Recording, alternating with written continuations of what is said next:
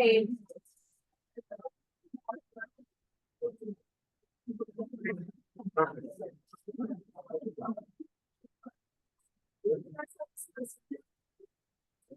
neighbor asked me ways.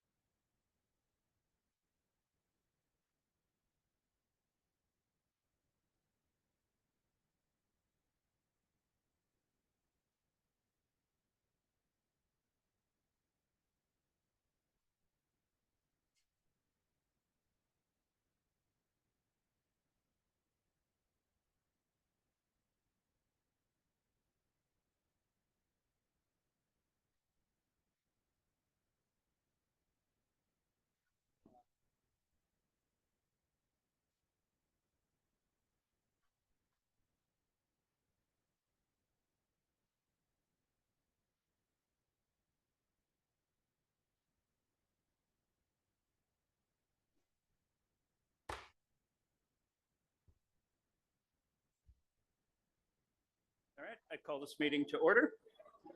Public notice this meeting pursuant to the Open Public Meeting Act has been given by the Board Secretary on April 1st, 2025 in the following manner. Posted notice on the school bulletin board at the Administration Building, transmitted to the Courier Post, Philadelphia Inquirer, and the Clerk of Cherry Hill Township. Please join me for the Pledge of Allegiance. I pledge allegiance to the flag of the United States of America and to the republic for which it stands, one nation, under God, indivisible, with liberty and justice for all. Mrs. Sugars, will you please call the roll? Dr. Braddock, Here. Mrs. Sherfain, Here. Dr. Dreisen, Here. Mrs. Gallagher, Mr. Greenbaum, Here. Mr. Mayor, Here. Ms. Palmer, Here. Ms. Stern, Here. Mrs. Winters. Okay, and we'll move right into board recognition. Dr. Morton. Thank you very much, Mr. Greenbaum. So the winter athletic season was a historic one for Cherry Hill Public Schools, and I am thrilled and honored to be in the presence of so many outstanding student athletes this evening. I'm going to call up our athletic director, Mr. Burrell, as well as our high school principals, Mr. Finkel from High School East and Dr. Burns from High School West, to join me in recognizing these outstanding young people.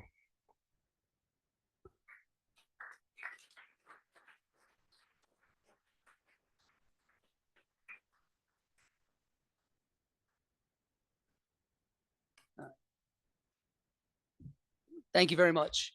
I wanted to start by thanking the Board of Education, the superintendent, our business administrator, our administration here for their continued support to make Cherry Hill Athletics one of the premier athletic programs in the state of New Jersey. Before I get to some of the people that are here, I just want to give out some highlights of our season this winter. First, all of our high school teams, except one at each school, made the playoffs this year. That was the same thing we had in the fall. We had 52 all-conference athletes. For the wrestling program at Cherry Hill East, Gianna Rodriguez, she finished third at the individual state championships.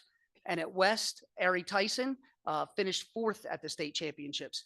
And Ari went down as the 6th most decorated women's wrestler in the state of New Jersey history. It's pretty outstanding for her.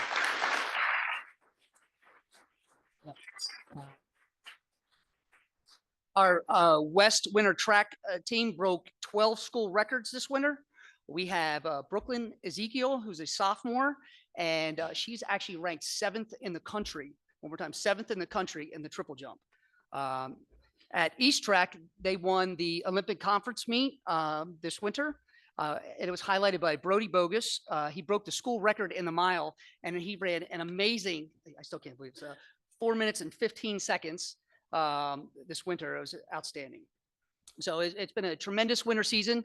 And then we have all of these outstanding young people behind us who have just exceeded our expectations. I'm going to start tonight off with our East Boys swimming team. They are the South Jersey Swim League Pacific Division champions and 16-time NJSIAA Group A South sectional champions. They finished the season ranked number 6 in New Jersey. And I'd like to bring up head coach Joe Cuccinati.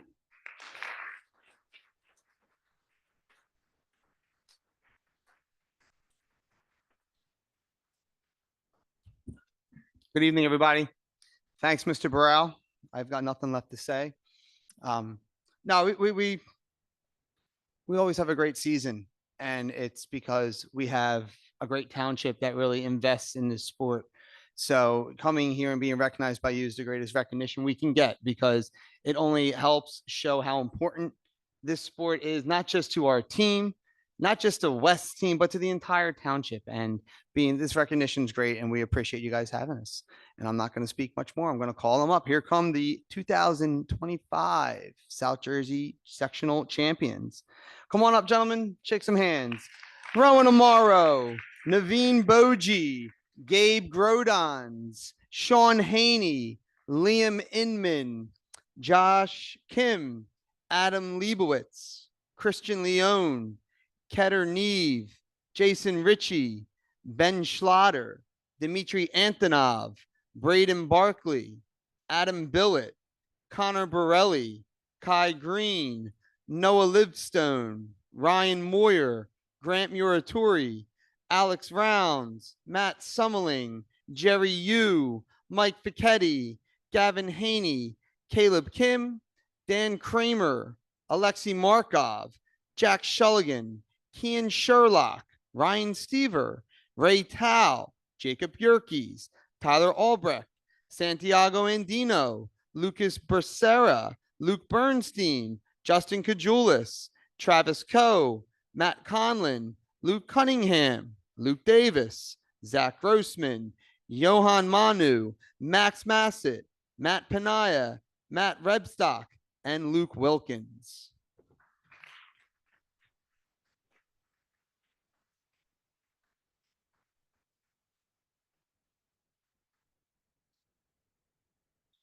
Thank you again, everyone.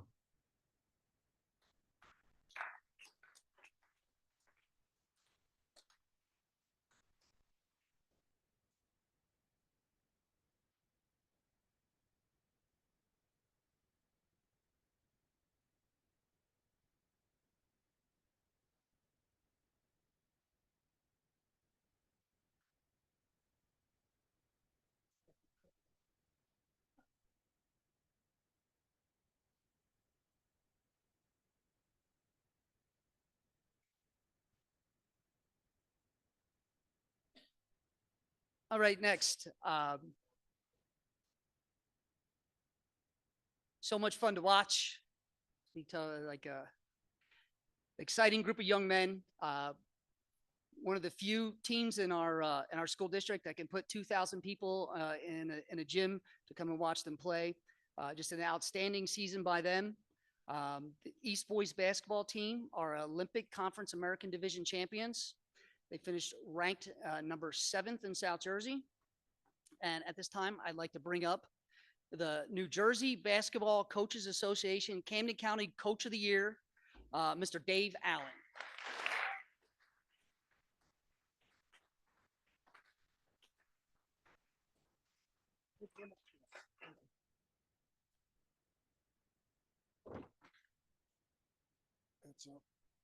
It's a good possibility I'll be longer than Mr. Cuccinati. He'll say because I'm older, but I just want to just thank the Board of Education for the opportunity to teach and coach in Cherry Hill, a place where I went to school and had the opportunity to come back and play basketball. What a tremendous honor that is. About our season, if you know a little bit about our team, last year we finished 13-16, last in the league. Our whole team basically graduated. We had 2 starters come back, and 1 kid who didn't play much, who came off the bench. So then we had 4 new players who came into our lineup, as well as a brand new team. And I knew after our first conference game, we played the team that was picked to win the conference, ranked 5th in South Jersey. And then from there, we were down 10 points with about 4 minutes to go, came back and won the game. And I knew we had something special. And the reason why we won that game is because they were a team. And as you know, anything, it's hard to build a team. And from the very beginning, they stayed together. They were a team. And from that, during the season, we were in the top 5 in South Jersey all year. We were ranked top 20 in the state, as high as 17th. We were leading the state in scoring. At one point, we were the #1 team in South Jersey. We finished with the #1 seed in Group 4, the #1 record in the whole Olympic Conference. We went to the Group 4 final. We had the 2nd best record in school history, and we won the Olympic Conference championship outright for the first time in over 30 years. And the one thing that I took from Coach Larry Brown is good teams have good players. Great teams have great teammates. And part of our team is the Board of Education and the president, Miriam Stern, Dr. Kwame Morton, Dr. Neil Birdie, Dr. George Guy, Carol Roscoff, Caitlin Mallory, Diane Lieber, our outstanding administration at Cherry Hill East, Mr. Finkel, athletic director, Mr. Burrell, all of our coaches, the teachers and support staff, the fans and the countrymen, and don't want to leave out our parents. Our parents, and I'm not saying this to be negative to any other parents. You can't be better than the parents we have. They are the best. And like with all of our teams in Cherry Hill, they're the best, but they are the best. So without further ado, I'll announce our team. And you can come up, Chris Abreu.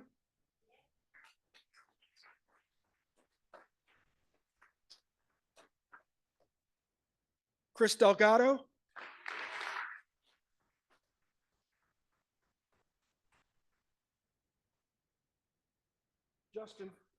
Justin Farber.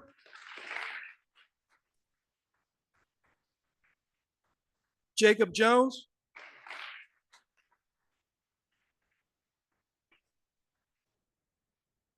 Noam Marciano.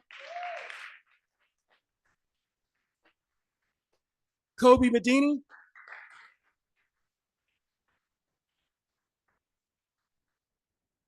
Ben Raskus.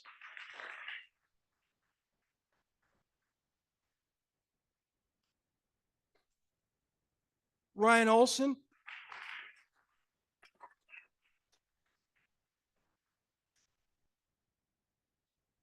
Jesse Serrata.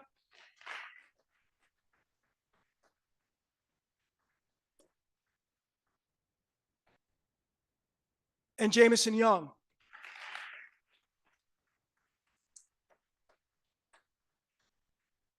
And I want to announce our managers who aren't here. Lauren Sakata, Eric Jamie, Riley Morrell,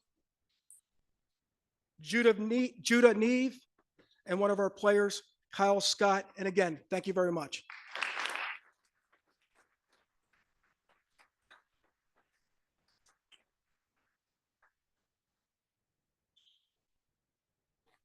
You know, I forgot to mention that this winter, Dave Allen was inducted into the Al Carino Boys Basketball New Jersey Basketball Hall of Fame as well. So congratulations to you, Dave.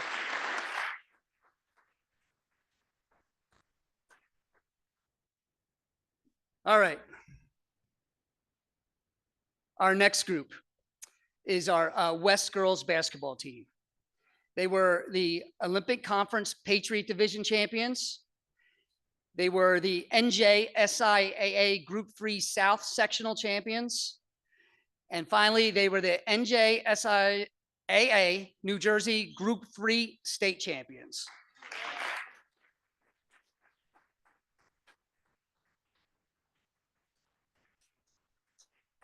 They finished ranked number 11 in New Jersey, and number 2 in South Jersey.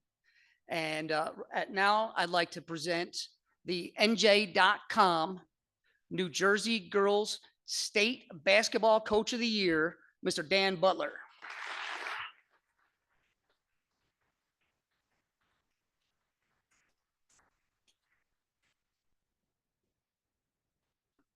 Thank you, Mr. Burrell. First, I'd like to thank the administrative team that is here tonight. I know Dave Allen did a fantastic job of introducing and giving the proper recognition to the people that matter the most and are the most supportive of our athletic teams here. But again, Athletic Director, Mr. Burrell, West Principal, Dr. Burns, Dr. Morton, and the entire admin team, the Cherry Hill Board of Ed, and really just the entire Cherry Hill community. I am grateful for all of you. I'm grateful for the entire community coming together to support all of our athletic teams. Congratulations to East girls and boys swim. Congratulations to East boys basketball.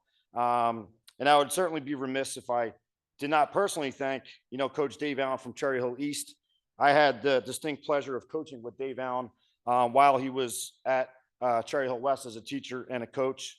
One of my mentors then, one of my mentors now. He's a fantastic basketball coach, but he's a great mentor and even better friend. And the boys at East are obviously certainly very, very lucky and hopefully are appreciative of all that Coach Allen brings to not just East basketball, but the entire basketball community in Cherry Hill.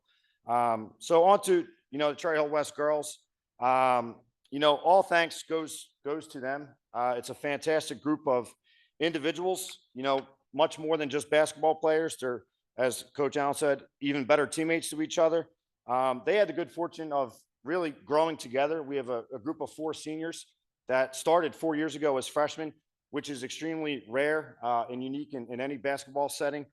So we have 4 of them that were, starters for 4 straight years in the Olympic Conference in South Jersey, Group 3, with some extremely talented competition. So I am extremely grateful and just really lucky to have been a part of their journey that extends far, beyond just this past season, which was, of course, very historic. We were the Olympic Conference champions for the first time in school history. We were the South Jersey sectional champions for the first time in school history.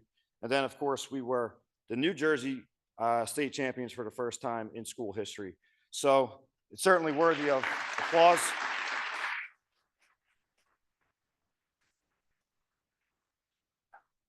It's one thing to be a teacher and to experience the value out of everything that we get to see and experience in a classroom.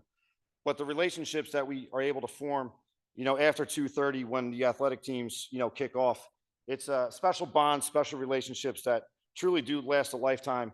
And, this group certainly will be able to hold on to that state championship memory for a lifetime, but really they're going to hold on to those relationships that have been formed over the last 4 years. So without further ado, Coach Anthony, one of our our varsity girls soccer coach at Cherry Hill West, who's had extreme success over the last, decade as the head of the girls program, but also the assistant coach with the basketball team and all that she brings to these girls in their lives each and every day. So thank you to Coach Anthony.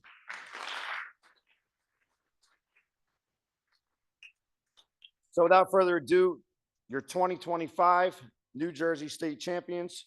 I'm going to start off with some girls that are not here, and it's almost half of our team because unfortunately they are playing girls lacrosse at Cherokee right now, enjoying a successful win as we speak.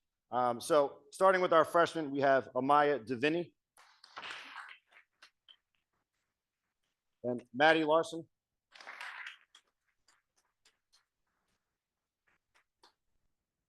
Ava Legato, Samantha Rubenstein, Ella DiPiero,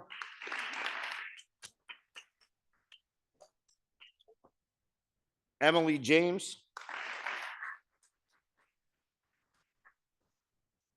Kirsten Gibson,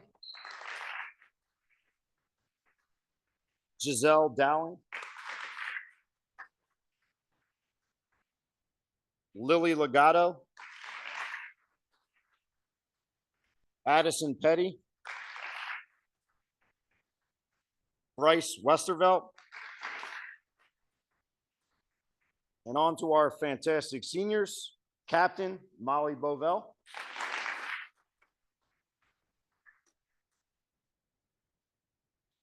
Senior Captain Julia Lewis. And Senior Danielle Short.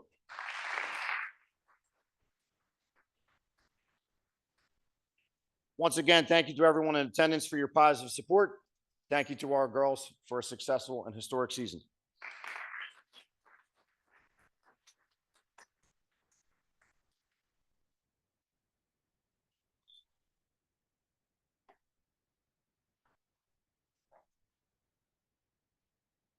And for those of you guys that didn't see the state championship game, these young ladies absolutely dominated the other team. They actually held their opponent to 19 points.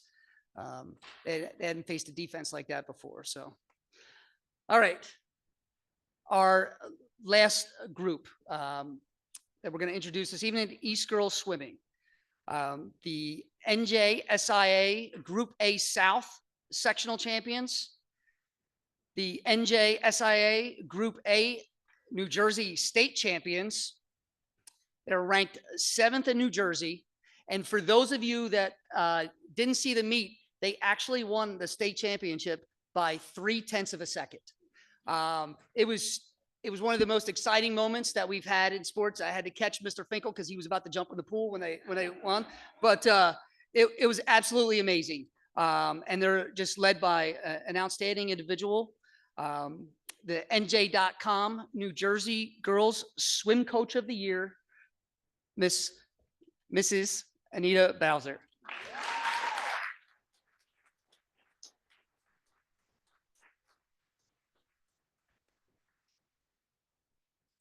Oh, you're so kind. Thank you. Hello, everybody. Thank you so much for honoring us this year and the past years.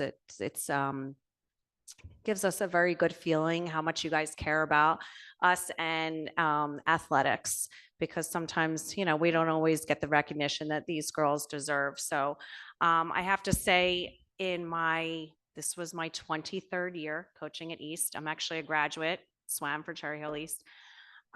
This was probably in my top 2 of such a wonderful year. And just the experience we had. I mean, the past 2 years, we've graduated quite some numbers. So this is actually the smallest team I've had ever. And, but the most resilient team, the most dedicated. I mean, these girls they just blew me away this season. We just never thought that we would have done this well. And it really goes to show you how much these girls work hard day in and day out. Swimming is such a different sport than any other sport. They, practice before and after school. They don't practice with each other. So we really have to work hard to form that bond. And these girls have definitely done that. And you could show that they really did it for each other. And like Mike said, that last meet was just so exciting. We, coming down to the last race, we knew that we had to go 1-3, and our last girl, that whole relay, our Julia Terry, she's the one that's getting all the recognition, but there were other girls, Ryan Hancock, Elizabeth Keating, and Lily Cullen were also in that relay, and they just gave it their all, and, made us state champions. So it was very exciting. Thank you for Mr. Burrell, Mr. Finkel, for coming out to the meets. And I'm so glad that Mr. Finkel got to experience this year. And thank you so much for all the shout outs. So anyway, so proud of you girls for the season we had. And I'm going to call them up real quick. And congratulations to all the other teams too. It takes a lot of, effort, time, dedication, and you guys should really pat yourselves on the back. And then obviously to the parents who were driving you all over the place, making sure you're getting to the meets, practices, whatever you need to do, and just being supportive of them. And that means a lot. So thank you for all your support as well. Okay. All right. I'm going to go Sarah Boucher. We do have some girls missing. So Erin Brennan. Alexis Bowie. Up and Sarah Cohen.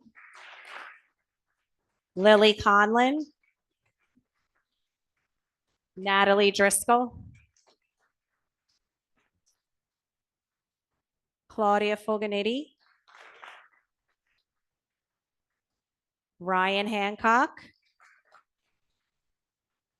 Reagan Hancock. Genevieve Henry. Alexa Jordan. Elizabeth Jordan. Elizabeth Keating. Faith Kim. Layla Lawson. Laura Murch. Laura Montequila. Julia Terry. Megan Treglia. Hannah Wachowski. Laura Sullivan. Anna Sukonic. Elizabeth Zimmer. Tori Valm. Okay, we're missing a couple certificates. And Angelina Walsh. And Cecilia Wilkins. All right, thank you so much. All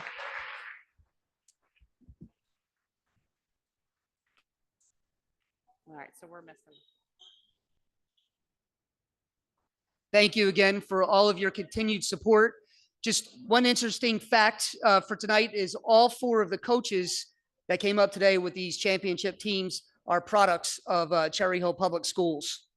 All of them. So athletics matter. Positive experiences matter. And this is part of one of those things that just are really important. Thank you very much. Thanks.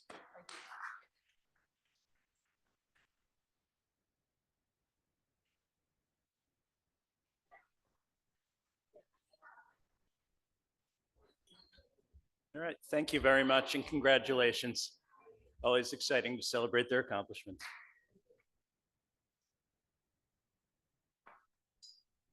All right, with that, we will move on to presentations. With that, I will hand this off to Mr. Guy.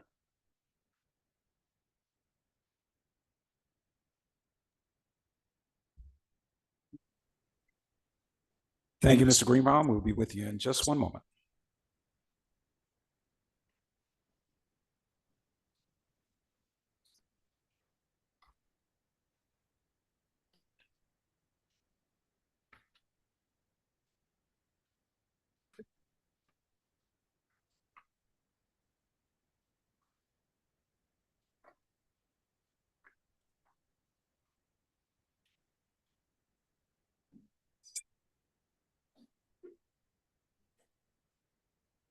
All right, good evening. As the elementary director of education, one of my duties is to supervise. One of my duties is to supervise the school age childcare program. So this evening with me, we have our school age childcare program supervisor, Melissa Conklin, and our assistant supervisor, Nicole Gilbert.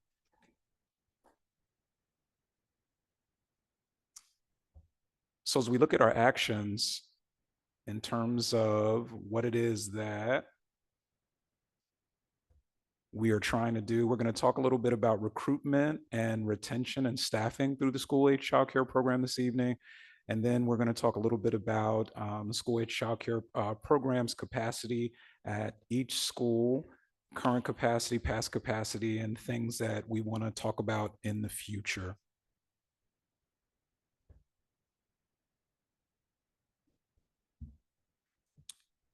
I'll turn it over to Melissa. Thank you. Good evening, everyone. It's a pleasure to be here with all of you. I would like to begin by providing an overview of our SAC programs. SAC, school-age childcare, accommodates working parents, providing affordable, safe, and quality childcare for children who might otherwise be left alone. SAC programs include the SAC before and after school programs, which serves kindergarten through fifth grades and are available at all of our elementary schools. Both programs offer children the opportunity to participate in a variety of activities, including a time for breakfast or snack, homework, outdoor play, arts and crafts, board games, STEAM activities, active games, and other fun, engaging experiences. SAC Summer Camp serves children entering first through sixth grades and offers an all-day program filled with enrichment activities, field trips, swim time, special snacks, outdoor activities, and more. And Holiday SAC is available on select staff in-service days for children in kindergarten through fifth grades.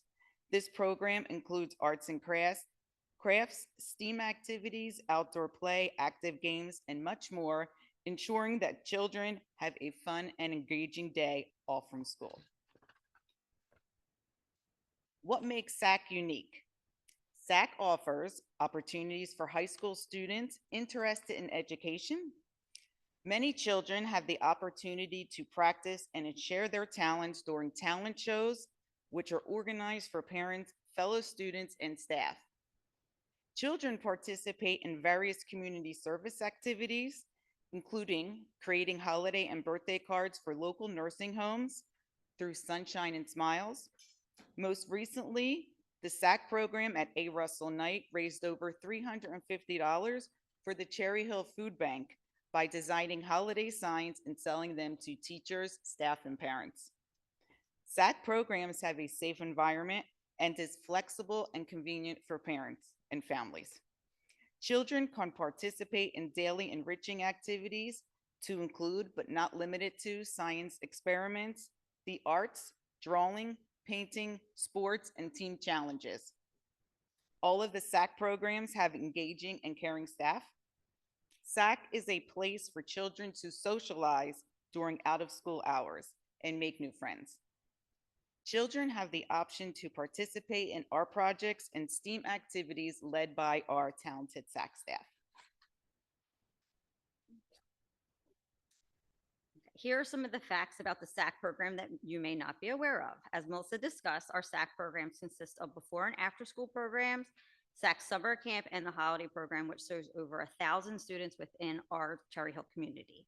Since 2022, SAC enrollment has increased 22%. Currently, we have 876 students enrolled in our before and after school programs. SAC tuition has only increased twice in the past 15 years. The most recent increase was during the 2023-2024 school year. Compared to 7 area before and after school programs, SAC offers one of the most affordable monthly tuition rates and has flexible scheduling for options available. For our before and after school professional week, we ask parents to share positive messages about their experiences with the SAC program. Here are some of the responses. So grateful for my kids to have a safe and fun place to be at while we finish our workday. Staff have always been very friendly and professional. The staff is great with the kids and always polite at pickup and drop off. They plan such fun activities for the kids and make it enjoyable. My daughter loves SAC. She gets the opportunity to play with kids outside of her grade and thrives. It challenges her to try new things and step out of her comfort zone. We love it.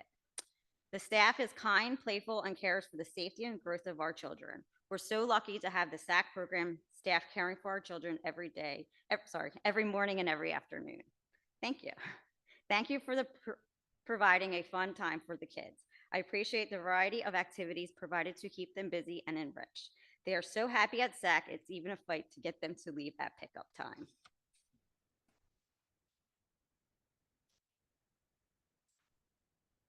Staff retention. Currently, there are 135 staff members working for SAC. 25% have been with the program for 10 years or more. Since 2022, the number of SAC staff has increased 40%.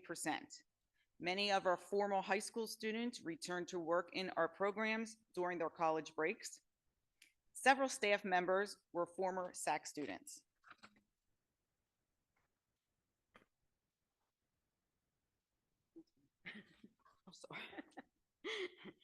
Staff outreach is conducted through a variety of channels, including SAC job postings are available year-round on the district website. They're also shared on the Cherry Hill Public Schools Facebook page, as well as shared by our PTA Zone. We maintain communication with the local colleges and inform them when we are hiring. Some of you have noticed some of our recruitment signs around the buildings. That actually brings in a lot of families, people that aren't even in our district, that may be grandparents that just are coming to visit, see those, and they say, how can I sign up? Which I think has been our biggest, way to get it out this year, the last 2 years, actually. And we also meet with the high school student advocates at the high schools to connect with them for potential students that might be interested in a career in education so that they can come work with us as well. We also have many of our staff and teachers that refer individuals that they believe would be a good fit to join our team.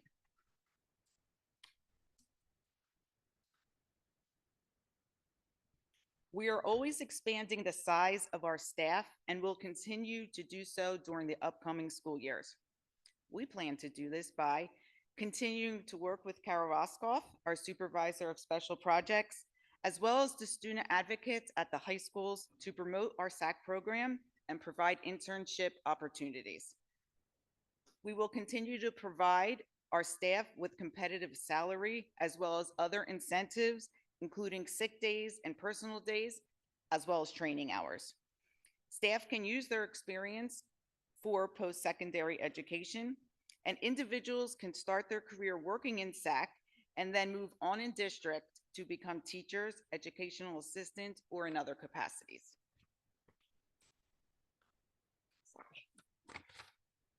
We are continuously growing our program and plan on continuing in the upcoming school years. As student schedule changes, it allows us to accommodate more families into the program. Our advertising efforts include electronic communication such as Blackboard, social media, and the district website to keep families informed and engaged. Increased communication with building principals and staff regarding the APR usage ensures smooth transitions for the SAC students. We offer a range of schedule options, allowing parents to select the days that benefit them most. We pride ourselves on offering competitive pricing with no increases anticipated in the near future. As highlighted in our Did You Know slide, we remain one of the most affordable programs in the area. Thank you. Thank you, Melissa and Nicole. Mr. Greenbaum, I'm going to turn it back to you for questions. Okay, thank you very much. I appreciate that. Do we have any questions from board members? Dr. Bredick. First of all, thank you. I love seeing this because I was a product of Lumberton. They weren't called SAC, but recreation programs and for school programs. And they're fantastic for kids.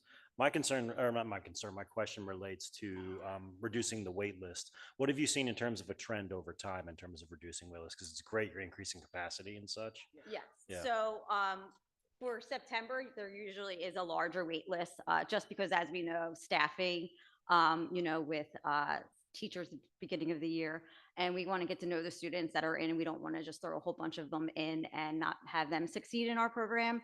So if we were able to give you like those numbers, our numbers from September, wait list to October definitely drastically change, go down lower. Families also sign up spur of the moment 5 days, not knowing what it is, and then they change, so that gets more kids in. As of today, we have about like 40 students on the wait list through all 12 elementary schools. I know we want it to be zero. Oh, yeah. But unfortunately, right now we are at limited capacity at some of the schools. Do you see a decrease year to year in terms of wait list numbers? Yeah. It fluctuates just because new kids coming in, kids going Sure. out. Sure. So definitely the beginning of the year is definitely a larger enrollment number. I will say this year we had the least amount of kids cancel. Our 5th grade group has increased a lot over the years. When I started 22 years ago in SAC. And when I was there, we probably had like 1 or 2 fifth graders. Now we're at like 15, 20 at some of the sites. So I think it's more of a need for families throughout the year. So that's why I think we have, the higher numbers as well. Cool. Thank you for the wonderful work. It's fantastic. Oh, thank you. Dr. Braddock, in addition to what Nicole said, one of our biggest strengths is also one of our biggest areas of challenge. Because of our flexibility, there may be families that just want mornings, Tuesday, Thursday. And because we are much more flexible than the surrounding school districts, we try to accommodate all of those areas, whereas other school districts around us has to be mornings, has to be afternoons. So that level of flexibility is an area of growth and challenge for us, but it's also an area when you talk to our families that they're very excited about. So that's something that we will continue to work on for the future. Thank you very much. And understandably excited about too. That's fantastic too. Thank you. Mrs. Trefane. I do have a question, but before I ask my question, I wanted to commend you all in the amount of work it takes to organize that half-week schedule. I think about it every year, and I can't imagine the mental gymnastics that you do to try to figure that out. So I personally really appreciate the work that you all must put into that. I'm not sure who my question is directed towards specifically, but I'm just curious if we started to look at what the capacity will be once our new APRs are built. So I honestly don't, I'm just throwing it out there in the general universe. And I'm not sure that we have started that work yet, but. Thank you, Mr. Fain. I'll take that one. Yes, we have started having those preliminary conversations. There's a lot involved with that with regards to SAC has ways electronically that they buzz people in and out. We haven't accounted for that within our 6 APRs. And the 6 APRs haven't been delivered to us. So there are some things that we have to work out internally with regards to capacity, but that certainly is something that as we get closer to delivery, we are having conversations about that on how we try to capitalize off of that expansion in those 6 buildings. Thank you. And we call it Tetris for how we figure out schedules. We always say, parents ask all the time, how do you figure it out? I'm like, it's like Tetris. One goes here, one goes there. Yeah. Ms. Stern. A couple comments and a couple questions. Sure. Just want to echo the other comments or of just thanking you both. Thank you. I think, a lot of us, if we were asked, would you like to work early in the morning and then after school for, 3-hour stints approximately, how does that with a bunch of, kids before school or after school, how would you like that job? And I think, the longevity that you two have in the program really speaks to, I think, the quality of the program we have. It's a cycle, right? Your longevity, I think, speaks to probably, this is a job worth keeping, right? And the fact that you're there and you have this wealth of experience and knowledge and leadership in the program then helps to provide that for all the other staff. And I just really want to thank you very much. Thank you very much. I don't know how often, I imagine the families appreciate you. Yes. I don't know how often other people recognize in the district because it's it's not the core job that happens in the district. So just thank you both very much. Thank you. I see you around a lot, Yes, helping yes. out a lot. And Mhm. so I appreciate that. The second comment I want to make is that Mrs. Elmore Stratton, who is a former board member and a former SAC employee, this was one of her kind of goals when she was on the board to really help support expansion of SAC, strengthening SAC, to make it continue to be more accessible, right? We have a lot of families who have need. And I think she'd be so pleased tonight to see that 22%. So it's really significant. really, really significant. And I can tell you, sitting here with her a few years ago, how are we ever going to be able to do this? It's a hard problem. It's wonky hours. It's, not the highest paid positions we offer, right? I mean, it's loud, excited, rambunctious kids, right? As they should be. So, just the fact that, where we're at is really phenomenal. For me, it's really exciting as we come closer to the end of the school year, that here we are meeting our district goals, right? This was in the goals this year. So meeting these goals, I can't say enough about that. So really significant to be in this place, to hear this results. That's dramatic, 22%, really dramatic. Having, it's a consistent frustration that we hear when I've attended like PTA meetings. It doesn't matter where we are, what school it is, what side of town we're on, sack, there's not enough. We wait the second, we're refreshing. As soon as it opens up to sign up, it's a lot. It's hard for our families, so that we've made this more accessible. And I think the piece, the strength and also challenge that Mr. Guy talked about, I think having that level of flexibility means that we're accessible and we're inclusive of a lot of different families and a lot of different childcare needs and financial needs. Yes. So the fact that we have that, even though it's a challenge, there's a lot of things we do in this district that are hard to keep going with and create a lot of challenges, but there's a reason we keep them there. And this is, to me, that's a piece of it. So, those are the just kind of comments. Some questions I have are, I'd love to see, and especially the supervisor of special projects, Mrs. Roscoff, I'd love to see kind of how,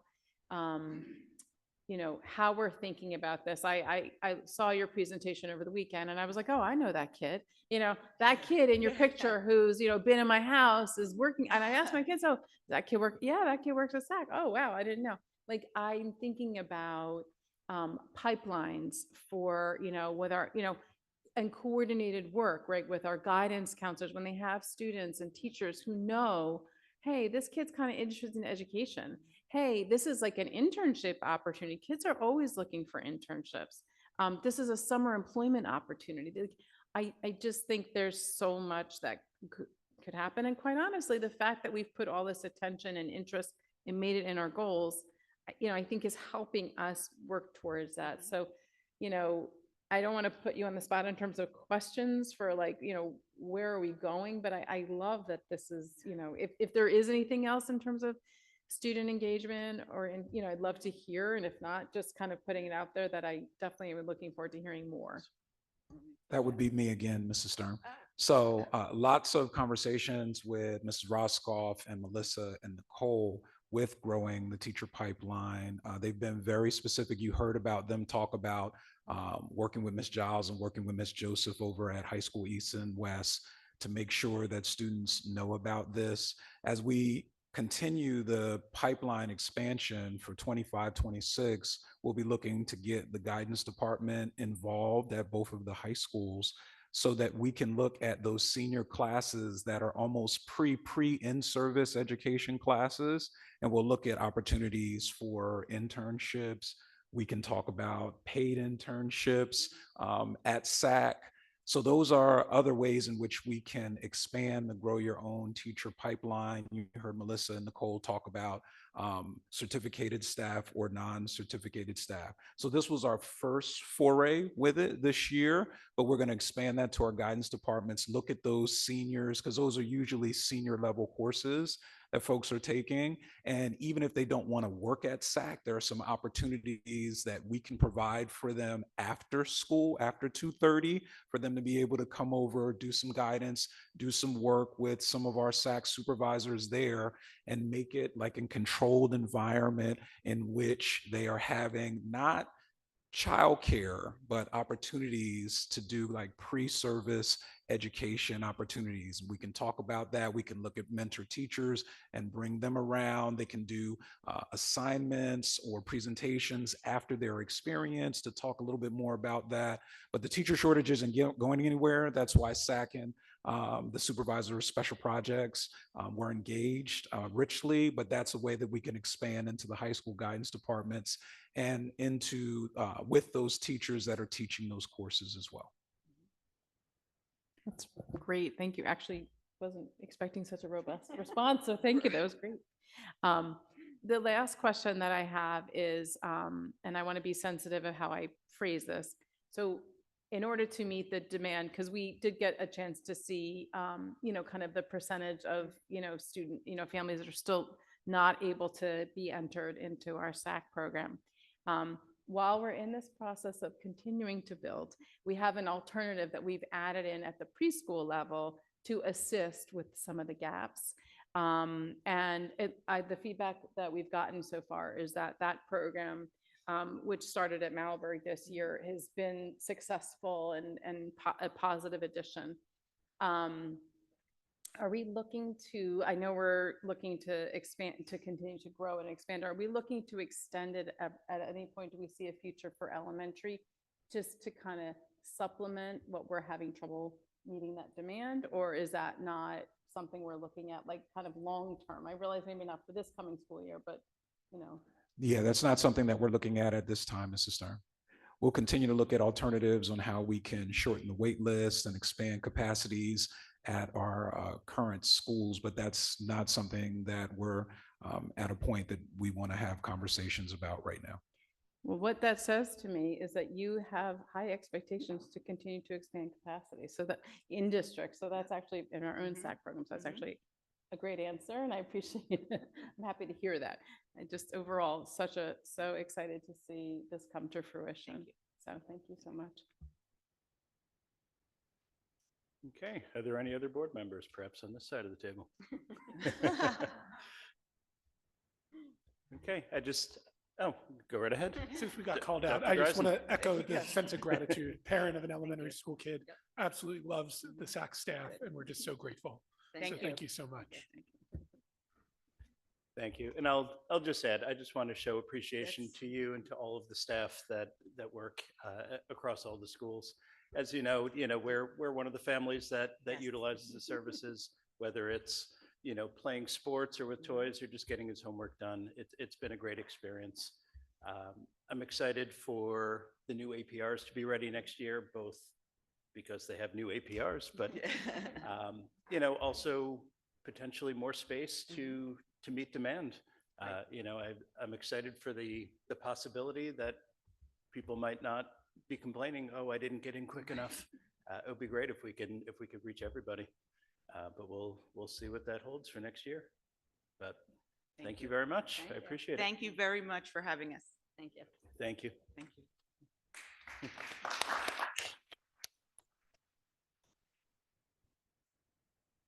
All right, and with that, we will change gears and go right back to Mr. Guy for another presentation on the Access and Opportunity Committee.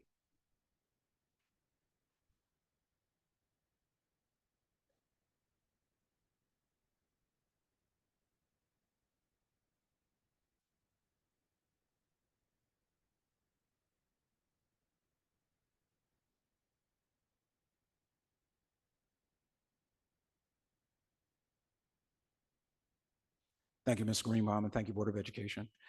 So tonight we want to talk a little bit about the Access and Opportunity Committee. I will give you a brief update. So we always want to link everything that we do to our board goals. So as we look at access and opportunity for all of our students, the action that we want to promote is a district culture that's equitable, that's restorative, and that's inclusive for all students. So some of the work that we've been involved with this year was a virtual access and opportunity committee meeting in October that happened on October the 21st. We're going to have an in-person meeting this spring. We'll decide whether or not that's May, June. As we continue to talk with different stakeholders and invite different members of the community, we'll make a decision on whether or not we want to make that a hybrid opportunity. We do have, when we work with Mr. Plavinsky, we have an opportunity to Zoom some folks in and have people present as well. So we want to be as flexible as possible. All 18 of our buildings have access and opportunity committee members that meet monthly. I have been doing listening sessions. I was with the Beck Bobcats this morning and had a great opportunity to speak with them. I am at Woodcrest tomorrow and will continue to slowly but purposefully make my way to all 18 of our schools so that we can have conversations with those committee members, find out things that are happening with them, and then any areas that the central office can do to better provide supports for them and the work that they're doing within their buildings. So Building Access and Opportunity Committee work was presented at the March 28th in-service. We worked with our Access and Opportunity Committee Lesson Planning Committee yesterday, and we heard from about 8 schools, elementary, middle, and high school, about what was presented on March the 28th. One of the things that was talked about was implicit bias and how that can be a gap or something that can hinder adults from providing the appropriate access to either relationality or things that impede students from being all that they can be when they come to us with curriculum and instruction. Some buildings talked about belonging, and they talked about a number of other different things that provide greater opportunities for our students to be able to work, but they work with adults, and that was professional learning there. And we'll continue to expand that professional learning to our certificated and non-certificated staff. Actually, I did a presentation in January and in November with our non-certificated staff, our educational assistants, with some of the access and opportunity work. So we're trying to make sure that we get all stakeholders involved in making sure that this work is important, it's being done, and it's being done at all levels. We'll continue to work with the Anti-Defamation League. We have 2 schools right now that are trying to seek no place for hate designations. The no place for hate designation allows for that school to take 3 student-led projects that really try to make sure that all students' voices are being heard, they're being included, they're being supported, which really deals strongly with goal number 1 around student wellness. So we'll continue that partnership and expand that in the future. Kilmer Elementary School was our first no place for hate school in the district under Dr. Morton many, many years ago, and we'll continue to do that. What came to you earlier this year, and we'll come to you later this spring to talk about restorative practices training for Barton, Kilmer, Beck, Rosa, Carusi, and East. And then we talk about the Access and Opportunity Lesson Planning Committee. They are working on lesson plans for the 25-26 school year. You may ask why they're not working on lesson plans for the 24-25 school year. In Cherry Hill Public Schools, we're big on alignment. So we knew that we were strategic planning this year. We wanted to make sure that our lesson plans were in line with New Jersey tiered systems of support, multi-tiered systems of support, our portrait of a graduate, our attributes and pillars that are going to come out of our strategic planning work. So that is why they are working alongside, waiting for the strategic planning work, but continuing to make those lesson plans. And those lesson plans will be available for the 18 buildings when they are meeting monthly and when they are presenting in their professional learning spaces for the adults, and then they will filter down to the students, and those students will have that opportunity to benefit from better wellness and other areas within our action plan for goal number 1. Our access and opportunity work as it relates to character education. So in our kindergarten through 8 spaces, we have social emotional learning. through the second step program that's done with our 11 principles of character. And we do have just one, not two. I was with the Bobcats this morning and they told me that they had to kind of pull back on their promising practices application as they look to see how we are reworking middle schools and how promising practices kind of works with that in the future. So Kilmer has put forth a promising practice application. We'll tell you whether or not they have won that award, but in the past, we have had at least every one of our schools has had a promise practice award, a state of character. We've been New Jersey State Schools of Character, or we've been National Schools of Character, and we've been a district of character. And that's a good segue to my last slide. So we need to, as we look at the district of character designation, that is only for 3 years. We're going to be looking at in the 25-26 school year on how we can renew that. I will speak with Allison Staffen, who works with character.org, and we'll get that started on what processes we need to do with becoming or renewing our district of character status, integration of access and opportunity professional development lessons alongside the work of NJTSS and the MTSS. The restorative practices training for the remaining elementary schools who did not receive the training. Those will be our trainers that are coming out from High School West, and they will do that training. And using more qualitative and quantitative student outcome measures for Goal 1 to be able to see more quantitative and qualitative information about how this work is filtering down to student wellness. And we want to make sure that it's aligned with the strategic plan and our portrait of a graduate. So I'll turn everything back to Mr. Greenbaum for any questions. Thank you very much, Mr. Guy. Board members, do we have any questions or comments? Mrs. Trefane. Thank you. I'm just curious if people get to volunteer to be part of the Access and Opportunity Committee, or is this a chosen group of people? Yeah, in the past, we've been doing this work since about 2010. We did have an executive committee that was made up of community members. It was made up of staff. It was made up of students. We've moved away from that model this year because we wanted to kind of put a pause because we knew that we were going to do strategic planning and we wanted some alignment within that pause.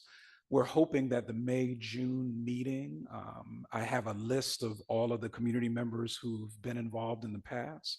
We're going to talk with Ms. Barati, and we'll work on a community invitation for the May-June meeting so that we can have more community outreach beyond that information that I had just for October, so that we can talk with folks and we can talk about in 25-26 how people can, if they have an interest, how they can either be a part or support the work of the Access and Opportunity Committees at the district level with our lesson planning committee and at the building level.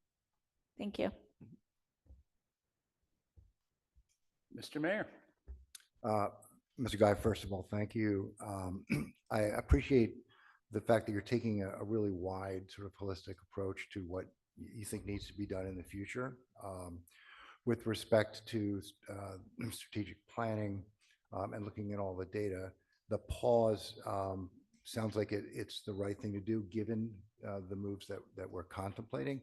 I hope though that once that pause is over, that the plan is really to hit the gas and supercharge this effort as much as possible. It is, for me anyway, about as important as so many other things the district does, especially in an environment where, frankly, trying to continue to impress upon staff and students the importance of equity, of social and emotional learning, of belonging. Those things have come in some form of disfavor lately, and that's tragic, and it's hurtful to students, it's hurtful to staff, and so I love the work you're doing, and hope that it continues. We'll certainly be supportive of those efforts, and look forward to whatever we can do to continue to support those efforts throughout all the buildings in the school. So thank you, and really, hit that gas pedal as hard as possible once this pause is over. Thank you, Mr. Mayor. The gas pedal, even though part of the vehicle is moving one way, there are other parts of the vehicle that are moving in other ways. I had a chance to go up to Rutgers University yesterday with Dr. John Cafagna, principal of Rosa, Teresa Convery, special education teacher from Rosa, and Susan Wellens, an 8th grade science teacher. And what we presented on was some things from the 2023-2024 school year. The Rutgers Promising Projects or Promising Practices Project chose 52 school districts throughout the state. Rosa was chosen as the only school district in Camden County that since 21-22 and 22-23 in every demographic group, NJSLA test scores rose. So they asked us about two things that we did. First, we talked about labor management collaborative, but here's where the gas is, Mr. Mayor. We talked about our access since 2018 for students with disabilities to our high school level algebra class. And what we did, it was a packed room, it was standing room only. Greater access, greater opportunities for those students with disabilities. If they're taking that 9th grade algebra class, if they go into one of our STEM pathways, that will put them on the way to calculus in grade 12.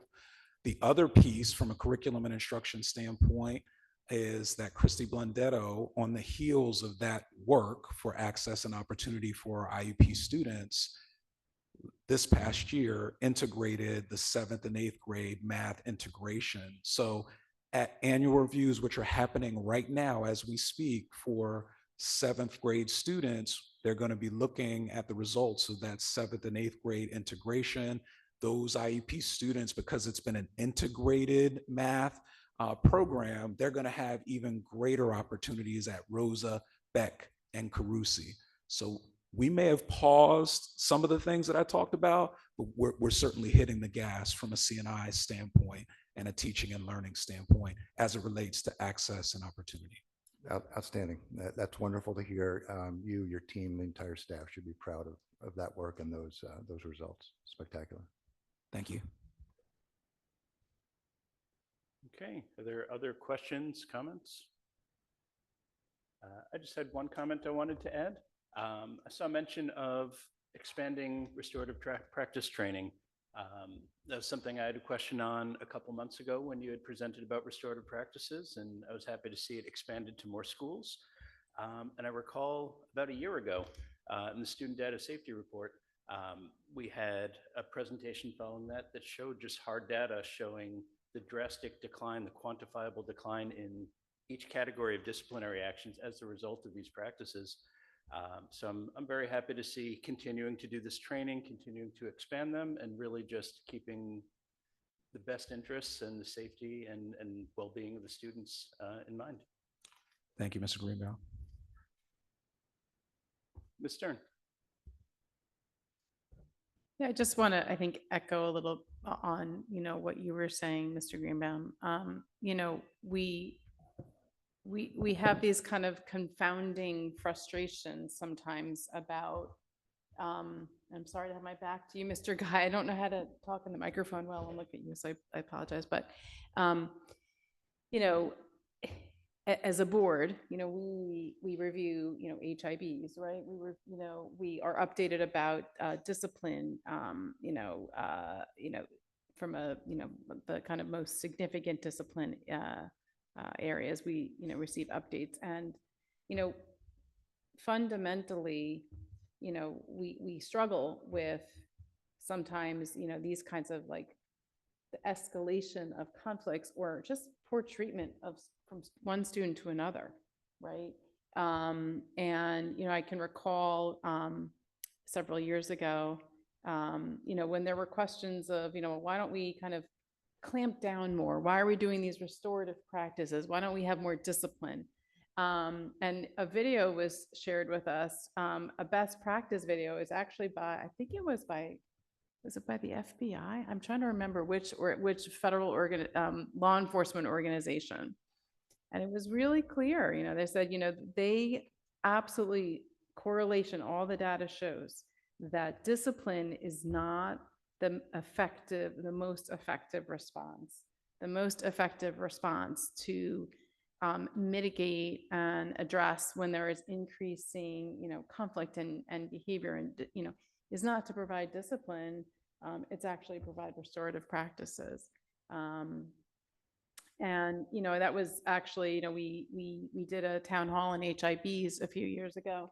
And it was really beautifully explained by one of our elementary principals about, what it means to have a child instead of just kind of, punishing, so to speak, disciplining a student, what it means to sit down with them and have a conversation about their actions and have to face discuss, the impact. I mean, that's a very difficult conversation for a lot of kids to have, and it's a huge learning opportunity. And I think many of us as parents, when we live that in our home lives, do we just, when our kid does something that is a problem, do we just punish them, or do we actually have a conversation with them? And to me, that's the most, as a parent and even as a board, like those pieces really help me understand the value of restorative practices. And it's obviously a simplified comparison. But, I just, all that is to say is that the data is very clear when our federal level law enforcement is recommending, that we follow restorative practices. We know that works here and we see it, but I think even to have that type of,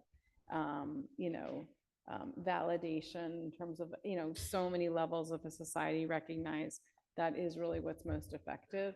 Ultimately, I think it's just always a good reminder for me. And I think it's nice to see how, that's continuing to be implemented, and not just implemented, but it's evolving in our district.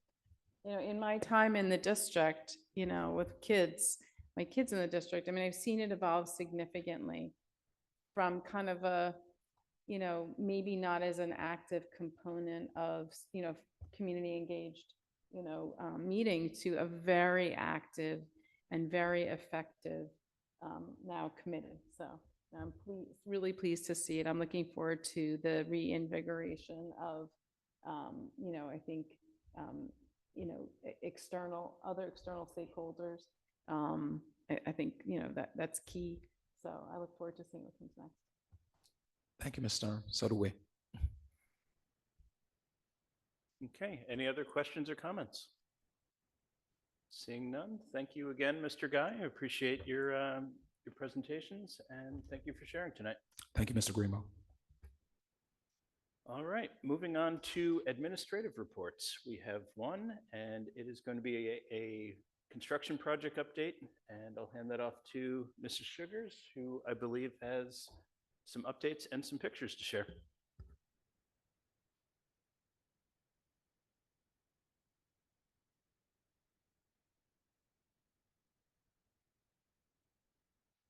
Thank you, Mr. Greenbaum. I will try to get through this quickly in the interest of time. And I know you were at the update yesterday as well, so feel free to add in any other comments as we go through this.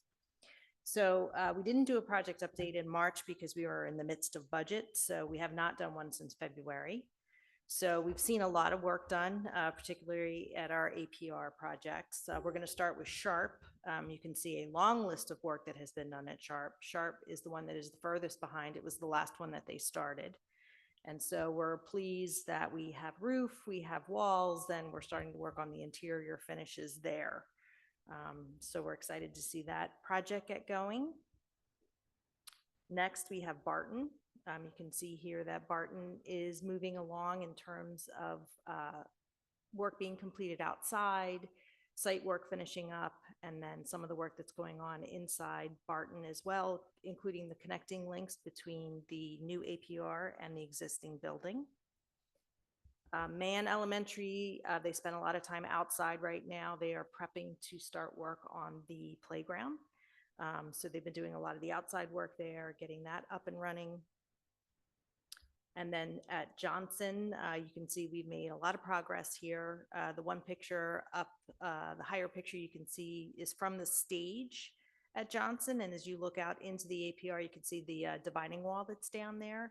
And then the bottom picture is the beginnings of the tarquette floors that we have been putting into each APR. So that one is moving right along as well, and their playground installation is slated to begin soon as well. And then Night, I think Night is probably the best representation of the floor. You can see the logo in the middle there. The top picture is from the stage. That's the black VCT tile flooring that's going down in the stage area. The playground had its poured and play surface put in, so that playground should be opening shortly. And then you can see the picture at the bottom with the logo. And then Kingston, this is them actually in the process of installing the floor at Kingston. You can see at the bottom picture, they're getting ready to put the logo in the middle. If you look all the way to the back of that picture, you can see the wall padding, which also has the logo on it. The dividing walls have the logo as well. So that will help distinguish. There were times when I was taking pictures that I could not remember which one I was in, but as these logos go in and we use some of the school colors, they'll certainly be distinguishable from each other. So that's exciting as those projects move along. Carusi renovations, you know, we've talked about this being a 4-phase project. We are moving into phase 2 as we prepare this summer. If you have been to Carusi recently, you'll see that the temporary fencing has been installed. And next week during spring break, we will start the work for preparing for the installation of the TCUs, the temporary classroom units. And this includes electrical work and sanitary sewer line work. And the TCUs will start to show up next week as well. So that'll be exciting when we start to see that come together. And that will allow us to work in the buildings and have areas for the students to go while the work will continue through the course of the school year. Also, we spoke about our preschool addition. This is our ROD grant projects that we have going on. We have an addition at Kilmer, an addition at Malberg, and then 13 toilet rooms at Malberg as well. Current classrooms that do not have toilet rooms in the classrooms will be added there. This work is supposed to be done December 20th. And we're excited to say that we have walls. So that's good. A lot of masonry work has been done. We came through a very cold February, March. As we're starting to come out of March and into April, we've been able to do some of that work there, and very excited that roofing will start soon, this week and next week. So we'll be excited to see the roof. Once the roof gets on, we get the envelope closed in, then we can start working on the inside. So the pictures here are from Malberg, and then these are pictures at Kilmer. So that work is progressing well, and as the weather warms up, we'll be even moving faster as we move into the summer. So we have a lot of upcoming projects, and we will have a lot of activity in the district next week during spring break. Anything that we can do now to get ready for summer work. Summer seems like it's a long time, but in terms of getting construction work done, we're lucky if we get 8 to 10 weeks to do that work. So next week at Carusi, you'll see that the emergency generator installation prep work will start in addition to the TCU work that we'll be doing. At Rosa, we'll actually be moving the gas line next week and starting to mobilize for the project there. Site work throughout the district will be taken care of, finishing up some punch list items. And then the critical HVAC work, phase 1 that we did over last summer and into the fall, we'll be addressing some punch list items and things of that nature next week as well. Rosa Middle School, that construction schedule is being developed, and we've had some very intense conversations about asbestos abatement and what that looks like. We're going to need a lot of people available between Carusi and Rosa to do that work over the summer. So we've been working with our providers to make sure that the staffing is adequate to do that work. We have 3 bid openings coming up the week after we come back from spring break. So expect lots of bid awards on the agenda on April 29th. The first is Cooper and Beck site work. We've done the front site work at Beck. This will finish off the parking lot to the left of the school. And then we'll address site work and a new playground at Cooper. Beck Middle School, this will be for renovations to the front office area. And then West Stadium, which is lighting and ADA accessibility, that bid opening is going to be on the 24th of April. We also are finalizing pricing on Barton and Sharp. They were the two playgrounds that were not included as part of the APR process, project. So we're finishing up pricing on those to get those playgrounds installed. And then next on the list, we're putting together a list of phase 2, we're calling it, for critical HVAC that needs to be replaced. And we're starting to have conversations about both of the high school auditoriums and F-wing at High School East. Is there anything else I missed, Mr. Greenbaum? There's always more, but I think you hit the big highlights. The highlights, right? And so this is our financial information that we share with the board on a monthly basis. We went over this in depth at our last BNF committee meeting, so I won't steal that Mr. Greenbaum's thunder for that report. But you know, we do know that we have some deficits at this point, and we discussed ways that we are going to address those deficits. We've spent about 34 or encumbered about 34% of the money at this point. Still lots of money to be spent and projects to be put together and put out to bid. But so far, things are moving well. So I will take any questions if there are any questions. Dr. Drozen. Thank you for the presentation. In terms of next on the list, if you go back to that slide just for the future roadmap, could you remind us where in the timeline we anticipate all schools having the vestibules? So that's not really, we have not fleshed that out yet. So after this summer, we will at least have started, all 3 middle schools will be in progress. I have told, you know, our professionals that's definitely a list on the top of the list in terms of priority. And so I expect after we get through this, getting the, you know, the 3 projects out and bid and up and running, that we will start talking about those security vestibules. So one of the issues is, you know, do you do those in isolation or do you do them in line with other work? Do you do 5 of them at the same time with the same contractor, or do you do all the work that needs to be done at that school? So we need to kind of look at, you know, what makes the most sense in terms of getting those projects completed, and how do we structure the project itself? Do we do it like we did the APRs, or, you know, do we take a building and say, we're going to do all this work at the building? The other thing is that, you know, some of the APRs are pretty simple. Some of the APRs are, I'm sorry, some of the vestibules are pretty simple. Some of them are a little more complicated. So like a Stockton, where you know, have to literally cross the hallway to get into that main office, you're building a structure. Hart, you know, same thing. You have to physically build a structure. So we still are kind of working through some of that and trying to decide how to structure that work. Thank you. I appreciate it being a priority, as you said. Yeah. Okay, any other questions or comments? I will add just a couple more additions to this, and I'll be brief. As I said earlier, I'm excited to see projects getting closer to completion, particularly the APRs. There's a lot of work planned for this summer. I think it's going to be at 11 or 12 different buildings, especially anything that requires the kids to be out of the buildings. We have a lot of work going on, so a lot of stress, but a lot of exciting stuff.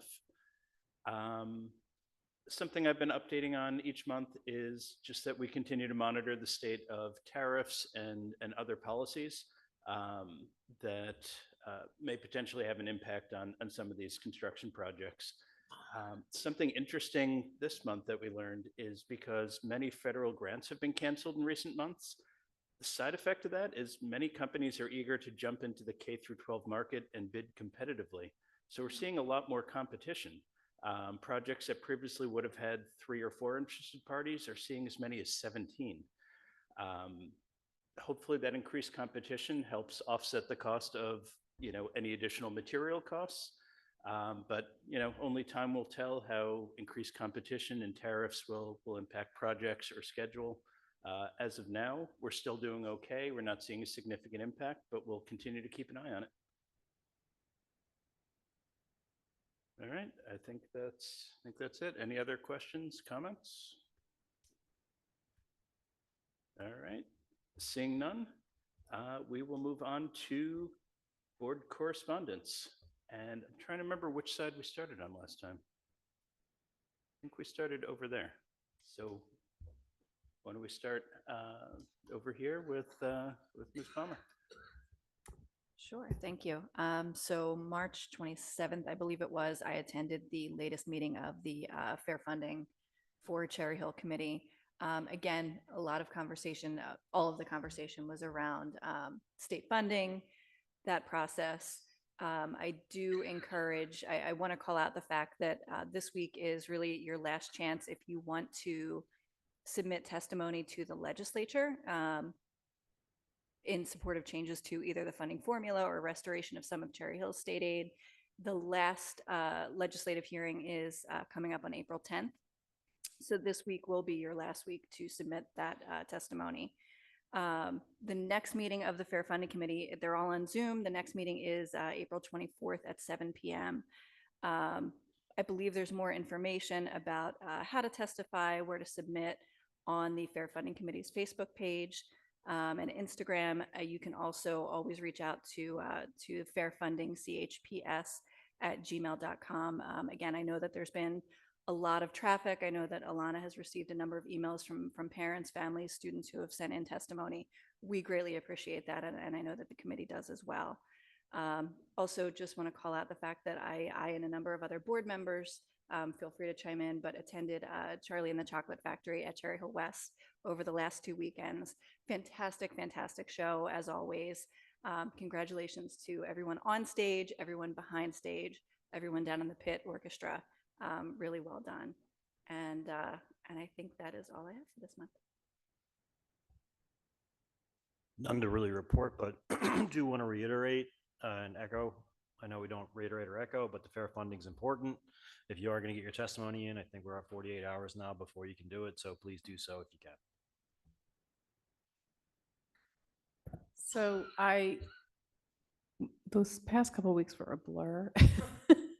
And I think I did more than I can recall at this moment, but so I apologize because anyway, to this morning is not a blur. And this morning I got a chance to attend Did I Ever Tell You ceremony at West.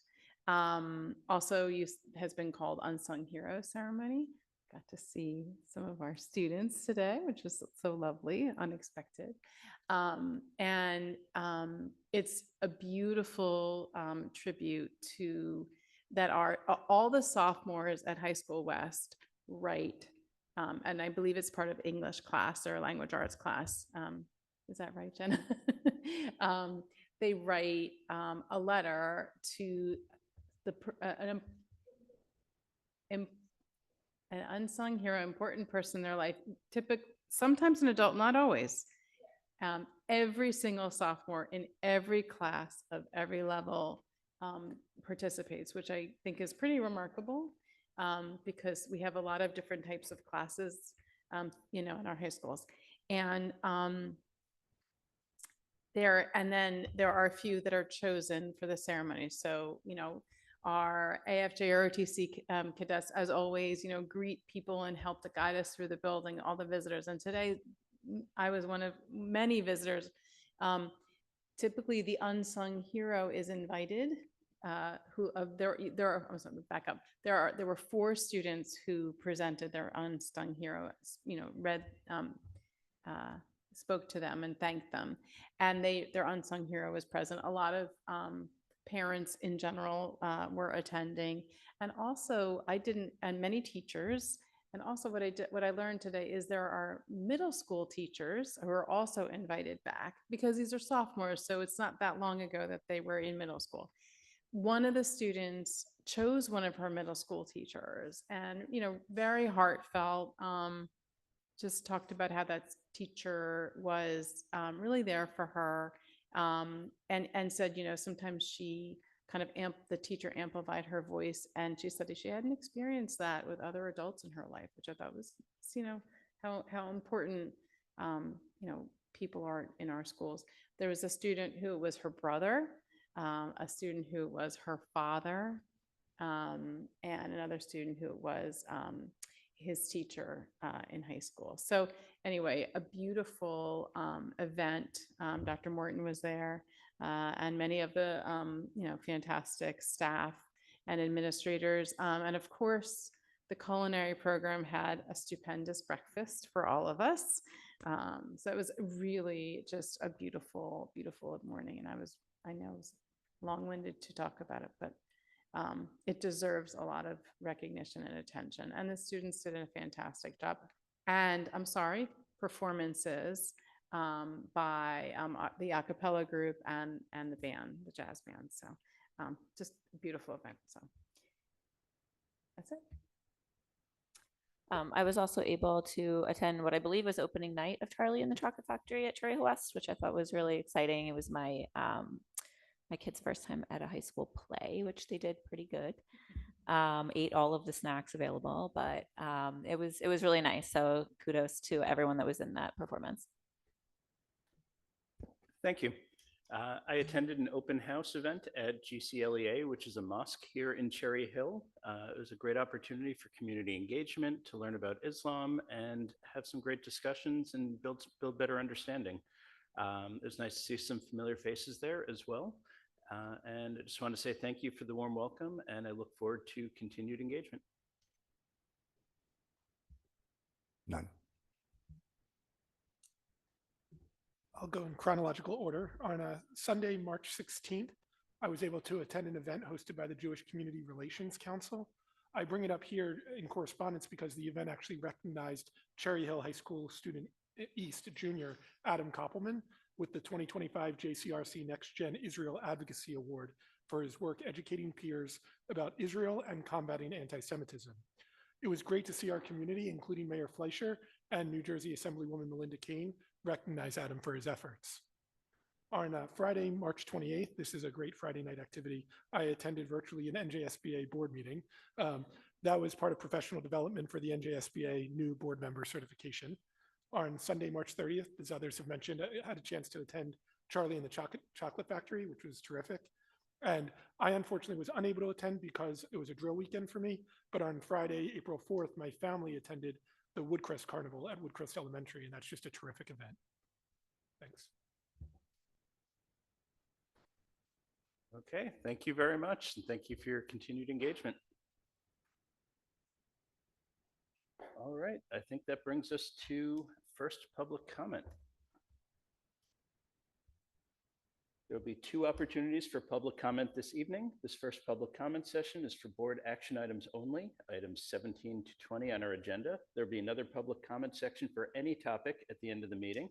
If you are a student in the district, you may comment on any topic during this first public comment period, and please identify yourself as a student. If you are on Zoom, just put an S next to your name to identify yourself as a student.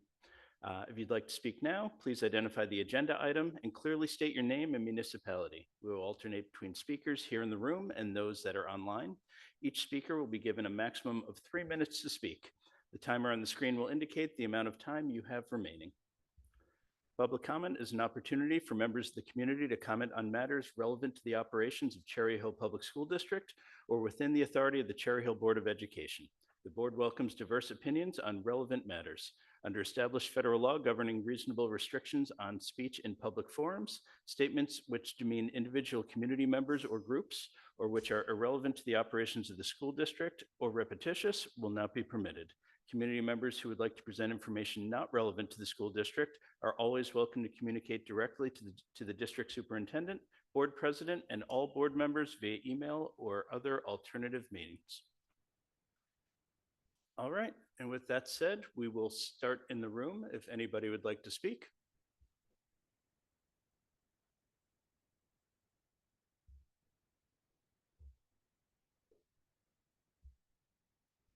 Thank you. I think you know the drill. Yes. Is it on? It's on? Okay. Yes. Rick Short, Cherry Hill. I'm going to be speaking on item 18.2. Find it interesting that we're coming back already, and it says right in the description that we're reinforcing bus lanes or bus loop. Probably because the current paving is sinking. So my question is, we got to get this right, folks. Why is the paving already sinking that we already did? Why does Garrison Associates don't know the right thickness to put? Moving on down further to the section where it talks about Stockton. With Stockton, why are we adding water inlets when over 2 years ago, they ripped out the entire front of the project? Why are they going back now and having to put is this something new? And finally, can't really comment, but that just looks a little interesting that I guess this really isn't going out to bid because it's the contractor that did the job 2 years ago. Also, the way you're calling it deduct and add, I mean, for the general public, I think it's a little confusing. One part you're saying it adds 19,000 to put in new paving or whatever to reinforce it, and to mill it. That price itself doesn't sound right at 19,000. I mean, I'm just shooting from the hip here, but once you start milling and putting 4 or 5 inches of asphalt, how's it only costing $19,000? Things aren't adding up here and things aren't making sense. Plus, you mentioned that it's a deduction. Is it a deduction from the allocated amount? Like, how can you be adding and then deducting? And I hope the board starts asking questions. Thank you. Thank you.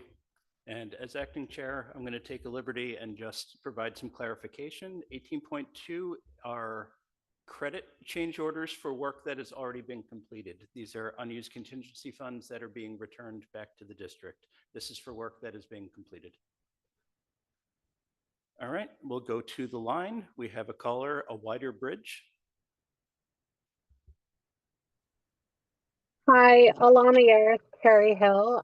Speaking on agenda item, I think it's 19.1. I just wanted to thank Lynn Sugars for her years of service in Cherry Hill School District and that she should enjoy her retirement. And as someone who does the day-to-day operations for my job and sees all the hard work that Lynn puts in, it's going to be some hard shoes to fill. And I hope that that person is ready to help the district and everything needed for budget and construction and everything else that happens in such a large district, and to make sure that audit findings are no complaints year after year and everything else that Lynn does to make sure that the district is compliant. So thank you, Lynn, and good luck to the board.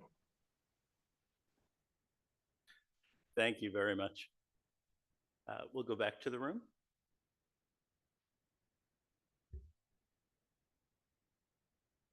This is Big Lynn. I'm wearing my glasses.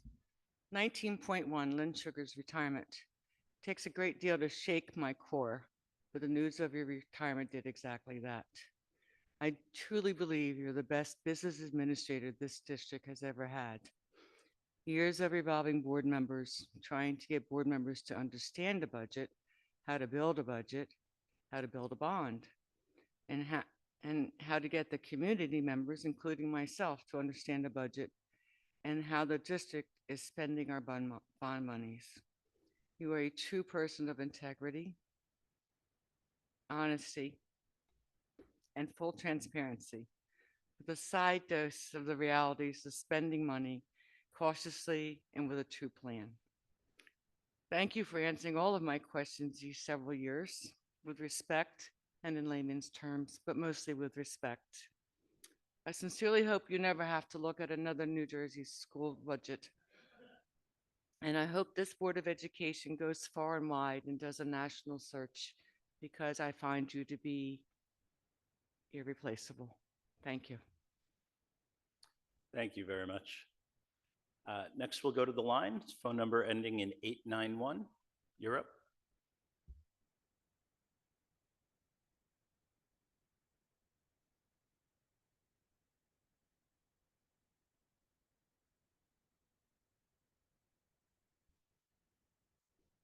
If you could unmute.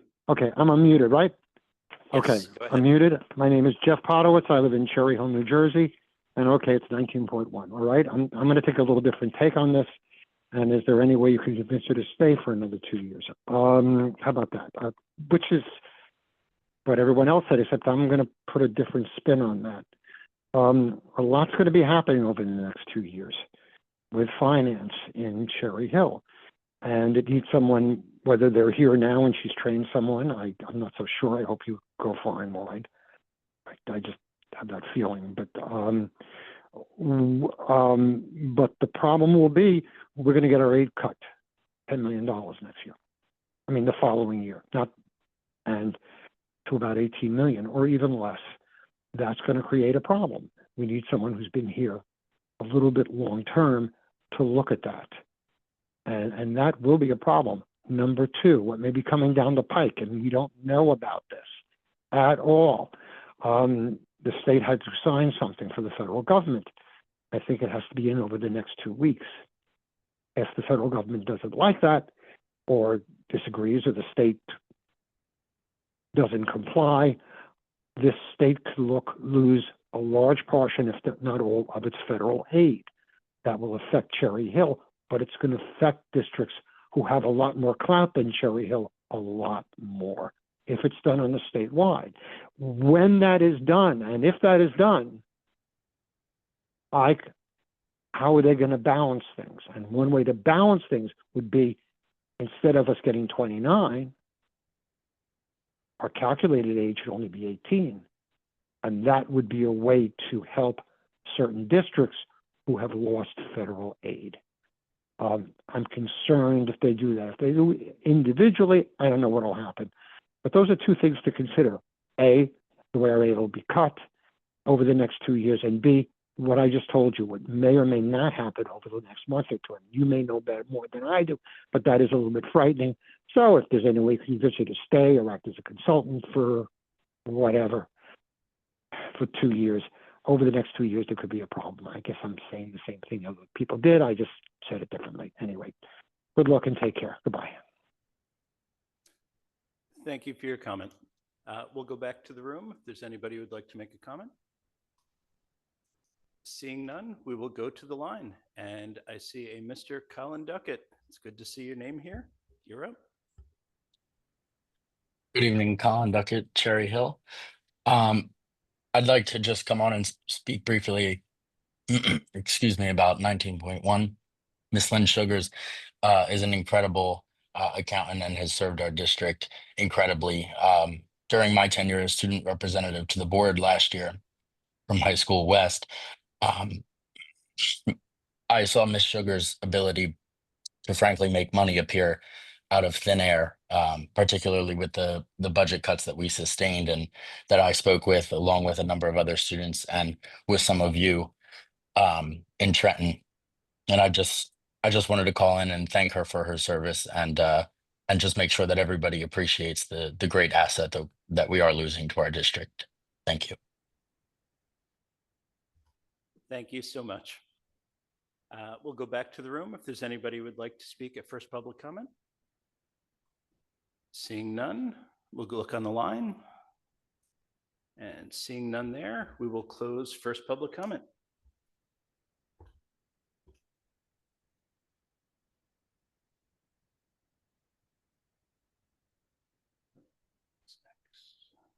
There we go. Okay, so next we'll move on to our board work session. I am going to ask Mr. Fain to, nope, I'm sorry, Dr. Dreisen, to sub in for curriculum and instruction to give report out. Sure. Thank you. Thank you, Mr. Greenbaum. So on April 1st, the C&I committee met, Ms. Sherfain, Ms. Winters, and myself. The agenda that evening, first, as did some other committees, we had the opportunity to hear a presentation from the Superintendent's Advisory. The presentation to the C&I committee focused on redesigning high school. Students presented opportunities for restructuring high school to provide experiential learning opportunities and internships, and look at the possibility of adapted schedule for internships and career exploration. We then had a presentation on sustainability where the focus was on the overall strategic plan for sustainability for the district, beginning of the process for a larger board presentation, and tying this work to the other strategic planning work underway. We then had a discussion focused on restructuring the middle school model, where we learned that the middle level administrative team's Q&A had both as a group and individually. Sectioning meetings have occurred. Is it worthwhile, Mr. Greenwald, to read everything from the agenda? Whatever you think is Okay. relevant, as much or as little sure. as you care to go through. We did get an update on the restructuring of the middle school model, including looking at staffing and certifications. There will be a more in-depth meeting that's going to happen most likely in the June timeframe. Now the committee is spending time looking at pieces that we need to keep in the junior high school model. Last but not least, we were informed that the high school final assessment schedule and end of year important dates. We approved some IRB research proposals, looked at SAC and the cultural proficiency, equity, and character education updates, and finally received a YMCA of the Pines update. So it was quite the agenda for a 1-hour committee meeting. Thank you very Happy much. to answer any questions.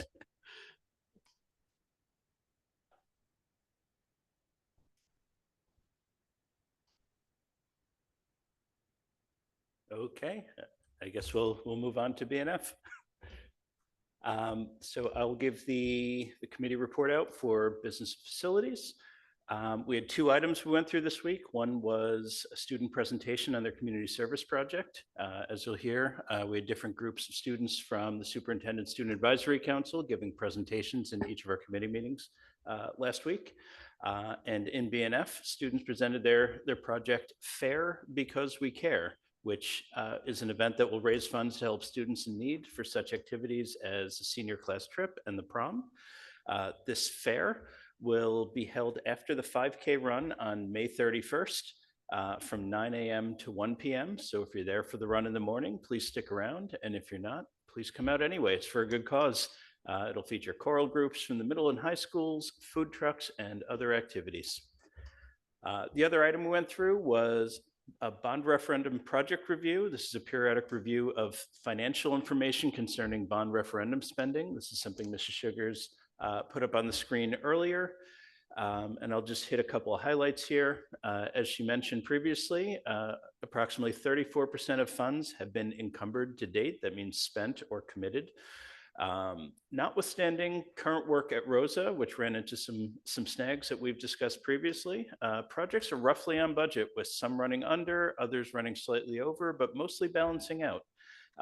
There were some things discovered at Rosa, and I think it was a month or 2 ago, we talked about this, where a lot of the doorways need to be replaced. There's a lot of asbestos remediation that needs to take place when that's done. So that ran a little bit over. And as discussed a few months ago, in order to offset these costs, some of the preschool construction projects at Melberg and Kilmer, which are subsidized by ROD grants, are actually running significantly under budget. And this presented an opportunity to move some site work and repaving at Melberg out of the bond scope and into the scope of the preschool construction projects, since they're related projects. We're still underrunning the preschool construction projects by, I think, about 600,000. And this puts us within about 0.3% of estimates for bond projects so far, which is a pretty good position to be in, within 0.3%. So we're in a good position. Things are going pretty well. One last thing to mention, in item 12.3, also under the board work session, we'll see several projects for this summer going out to bid. These will be on the action agenda for our next board meeting for approval. All right, and with that, I don't think we have anything for HR. I'll go to Mr. Mayor for P&L. Sure. Oh, I'm sorry. I forgot to ask. Any questions or comments about BNF? I appreciate you trying to be efficient. I just want to make sure that I have my thought process correct. And I know we did discuss this in here before, but just for clarity purposes, we're able to since we're under budget on the ROD grants of preschool, we're able to use some of that money to pay for projects that were originally on the bond work, and that freed up money for the Rosa projects. That is correct. Okay. So it's related work. That work could have been included within the scope of the preschool construction, but it was already in the bond construction work. It's just because we have the opportunity to shift it to where we're underrunning, it helps balance things out a little bit. And again, we're still leaving some wiggle room because you never know what's going to happen. Thanks. But thank you. I appreciate it. Are there any other questions or comments about BNF before we move on? All right, seeing none, Mr. Mayor, I'll send it over to you for P&L.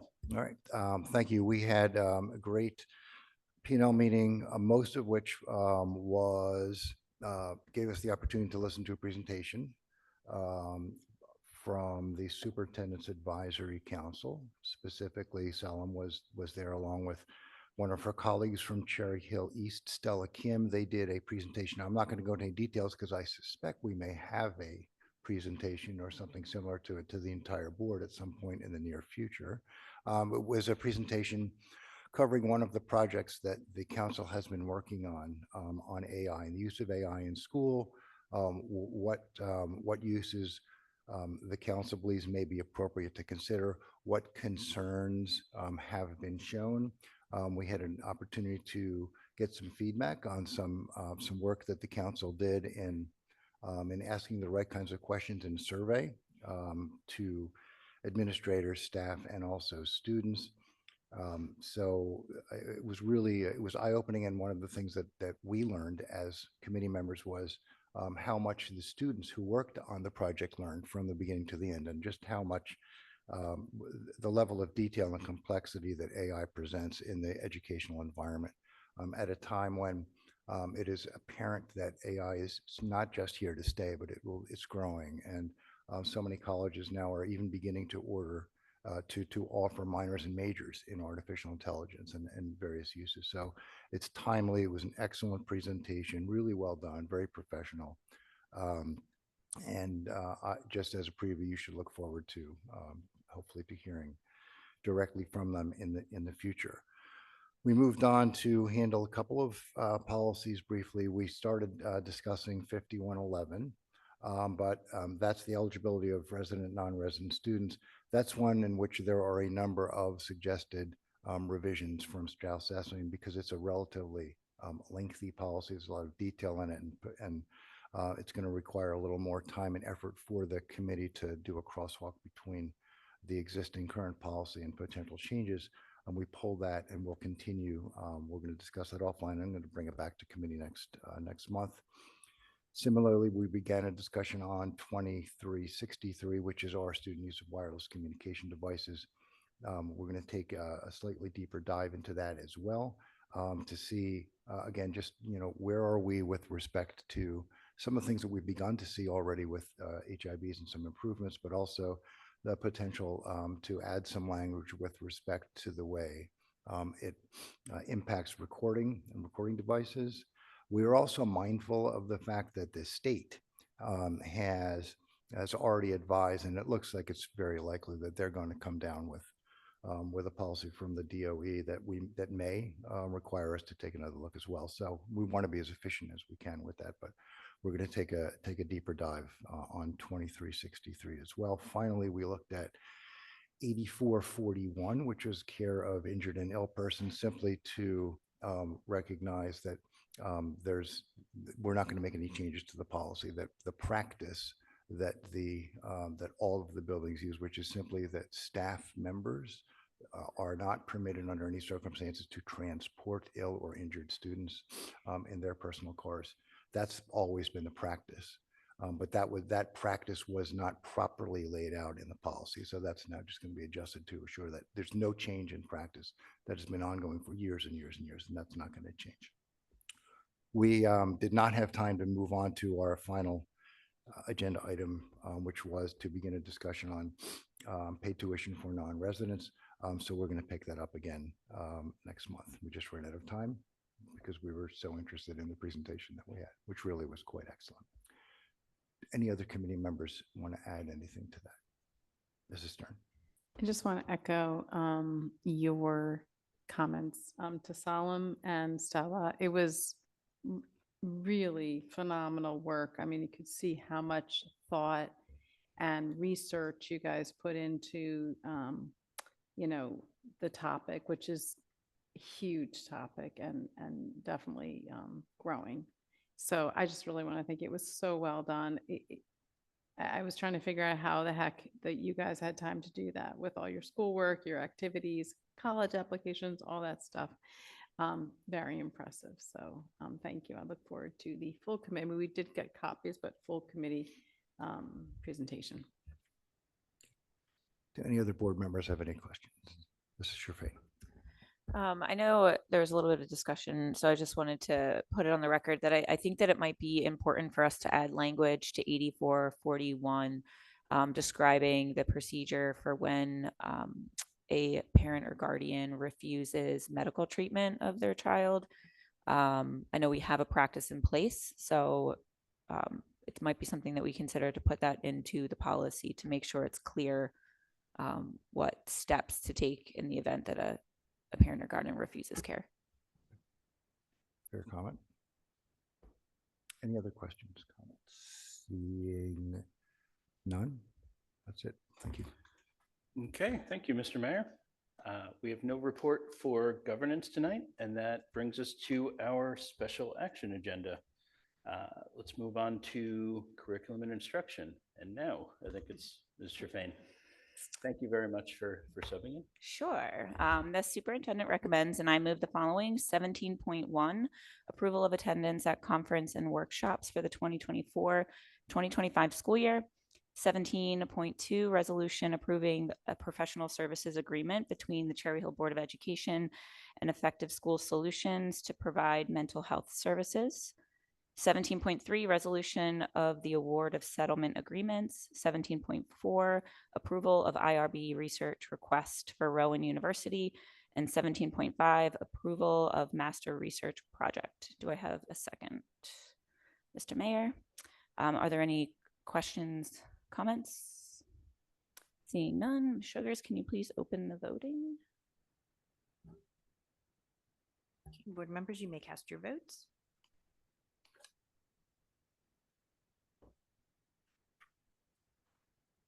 Mrs. Sugars, I'm going to have to recuse myself from item 17.2 to avoid a conflict of interest. Otherwise, I'm a yes vote on everything else once the computer plays nicely with me. But if it doesn't, you can record. Oh, well, my if I opened the online voting, that probably would help. I apologize for that. Sorry. So much for those wonderful things. Yeah, that were I'm said. sorry. I was trying to do two things at once.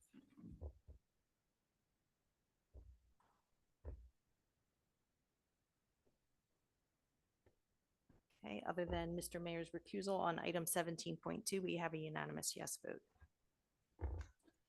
Thank you. And I'll move the BNF agenda. The superintendent recommends, and I move the following: 18.1, approval of bill lists, and 18.2, resolutions for the award of change orders. And I just wanted to call out, these are credits coming back to us for unused funds because we underran the budget for these projects. It's a $103,000 credit for paving at Payne and a $120,000 credit for site work at Stockton. Do I have a second? Ms. Palmer, any questions? Seeing none, Mrs. Sugars, please open the voting. Board members, you may cast your votes. Mr. Sugars, I just have to recuse myself from 18.1, the second bill list, due to a conflict of interest with Bayada Home Healthcare. I recuse myself from any Bayada Home Healthcare payments. Mrs. Sugars, I'm also going to recuse myself from bill list 2, the PO for Cooper Health Systems evals. Mr. Sugars, I'll wait till you catch up. 18.1, I similarly have to recuse myself from the payment to ESS to avoid a conflict of interest. And maybe last but not last but not least, I'm going to recuse myself on bill list number 2, Jewish Family Children's Services and Jewish Federation, to avoid a conflict of interest.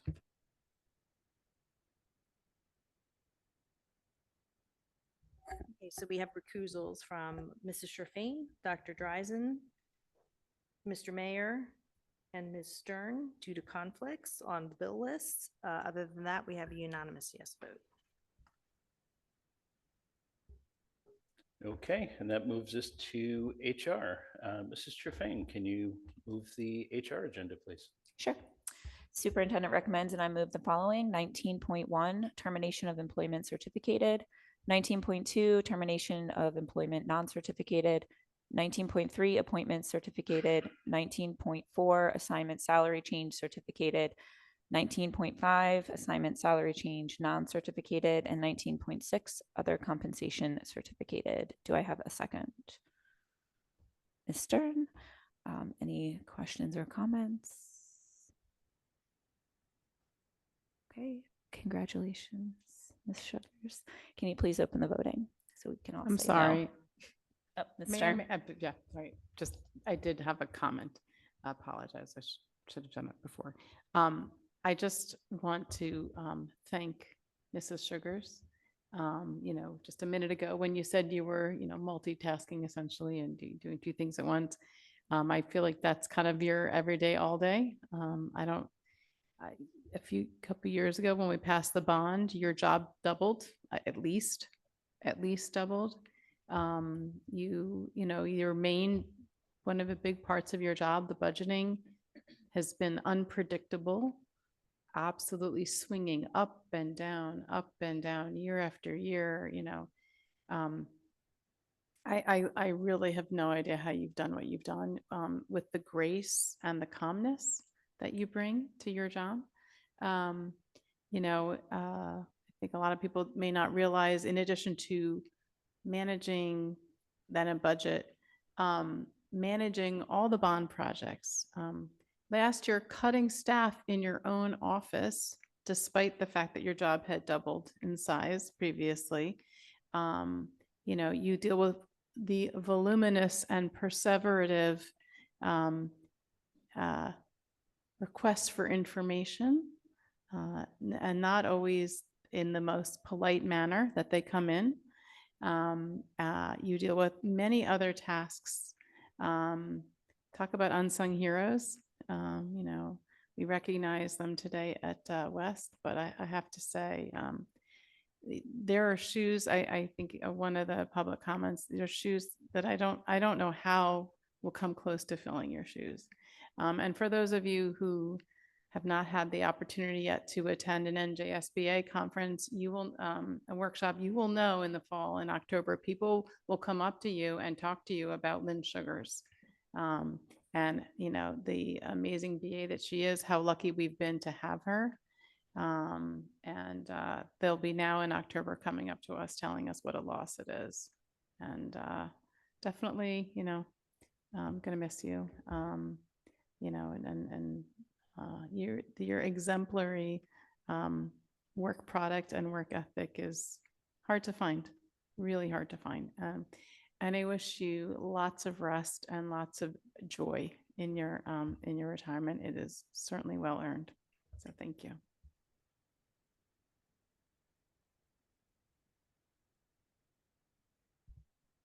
Ms. Sugars, I'd like to abstain as a symbolic gesture of how much we're going to miss you.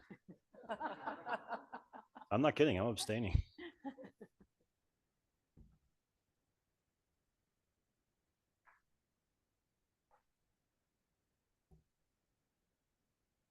Can't unanimously let you go. Other than Dr. Braddock's abstention, we have a unanimous yes vote.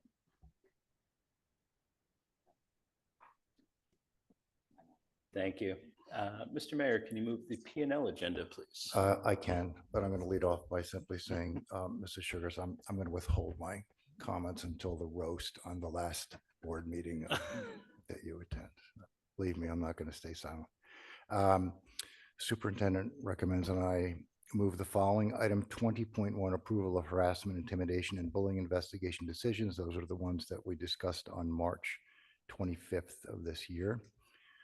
Item 20.2, approval of the waiver of policy 2340, field trips. That is to allow students from both Cherry Hill East and Cherry Hill West who earned spots to compete and make this, our schools that much more proud in Orlando at the national competition for DECA. An additional item 20.3, which I will actually turn the mic over to our board solicitor, Mr. Green, to read into the record. Thank you, Mr. Mayor. Resolved that the Cherry Hill Township Board of Education hereby approves the settlement agreement and general release of all claims with prejudice in the litigation filed in the United States District Court, District of New Jersey, under Civil Action Number 1:24-CV-7250, and authorizes its appropriate officers to execute same on behalf of the board. Thank you, Mr. Green. And renumbering then item 20.3 to number 20.4. Do I have a second, Dr. Braddock? Are there any questions? Seeing none, Mrs. Sugars, would you please open the voting? Members, you may cast your votes.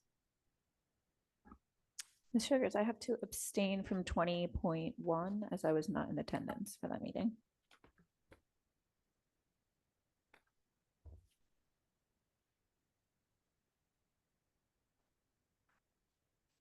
Other than Mrs. Sherfane's abstention from 20.1, we have a unanimous yes vote.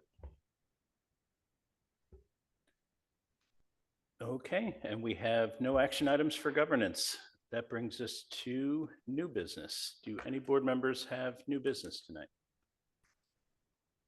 Do any board members have old business tonight? Seeing none, that brings us to our second public comment. This is the second public comment section, during which you may comment on any topic. If you'd like to speak now, please clearly state your name and municipality. We will alternate between speakers here in the room and those that are online. Each speaker will be given a maximum of 3 minutes to speak.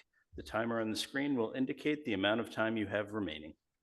Public comment is an opportunity for members of the community to comment on matters relevant to the operations of the Cherry Hill Public School District or within the authority of the Cherry Hill Board of Education.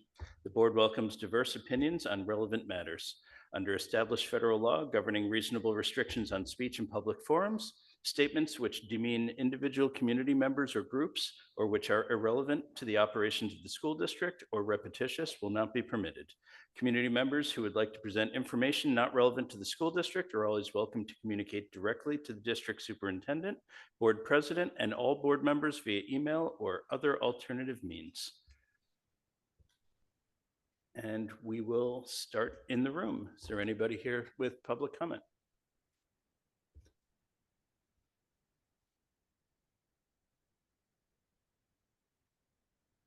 Please state your name and municipality. Sarah Jocelyn, Cherry Hill. I wanted to comment, of course, congratulating the teams for their success, but the SAC presentation was very personal to me because as a working mother, my children attended SAC. In fact, SAC was created while my children had already been having to go to a kindergarten private care.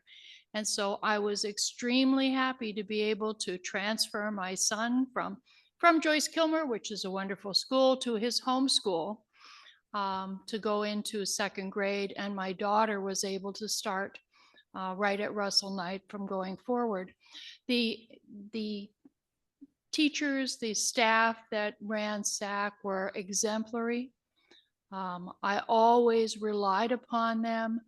And my daughter and son formed good friendships that continued throughout the time that they were there.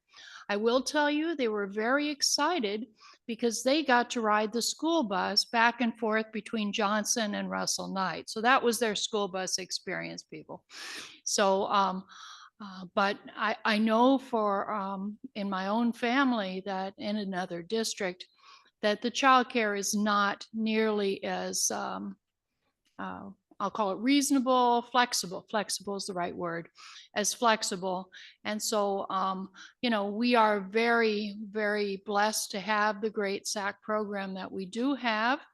And I do hope that there will be a continued growth and opportunity, reduce that wait list because parents do need to have reliable childcare and that flexibility. So thank you for that presentation. And of course, Mrs. Sugars, we will miss you. How are we going to possibly get through the next couple of years? But we wish you the very best for your time. And thank the board, of course, for all the work they've done. And I look forward to next month. Thank you. Thank you. We'll go online. Phone number is 788. Oh, it worked. Okay, thank you. My name is Jeff Potowitz. I live in Cherry Hill, New Jersey. Next year, we're getting approximately $7.4 million for preschool aid. $7.4 million, probably down to 6.9, but we'll go whatever figure. According to the lecture you gave to the preschool parents on January 8th, I think, this year, there were, according to that, to be 1,134 students in preschool. When you do the math, it's around $6,500 a student we'll be getting from the state. The state's estimate for cost, and it's a lowball estimate, is about $16,500 or $16,800. That's a $10,000 deficit from that will be paid for by the rest of the district. $10,000 a student based on 16.5. However, the issue also, and that doesn't include cost of busing. Plus, the issue is that we pay over close to $26,000 for the regular student, not including bond costs, and that means we're looking at a range of between a deficit of $10,000 to close to $20,000 a student, paid for by us, and the money will be sucked down to preschool. That is a lot of money. It's simple numbers. I don't know how you're doing things, but hey, that's a lot. We're getting triple the amount of kids next year, about triple amount in this for preschool expansion. That everyone says is great, except article to read. Effects of New Jersey's Abbott preschool program on children's achievement, grade retention, and special education through 10th grade. Barnett and Young, Early Childhood Research Quarterly, for our third quarter 2021. There was a study done about us up to grade 10. Very, very interesting. Everyone needs to read it. It's still under research. It turns out that this was mandated, preschool in Abbott districts were mandated by the state of New Jersey. The judges mandated, so therefore they couldn't. Therefore, the study was not. The study was not randomized. It was not a randomized study. That's number one. Number two, it says, given how much uncertainty remains about what works for whom, under what conditions, a substantial increase in rigorous research is warranted. Such studies should encompass a variety of approaches, old and new, perhaps including larger scale cluster randomized study. So basically, we are part of a new study. We are a large school district, and they're going to see. Thank you for your comment. We'll go back to the room. Rick Short, Cherry Hill. Thank you for bringing up the vestibule. Yet again, we can't do lockdowns in our schools, but somehow you're putting vestibules in front of lockdowns, especially in elementary schools first and to middle schools and to high schools. But it's amazing, 8 years after Parkland, that you can't do a lockdown in Cherry Hill schools, and we have the money for it. Next up, I want to comment on Ms. Stern's comments about how wonderful restorative justice is.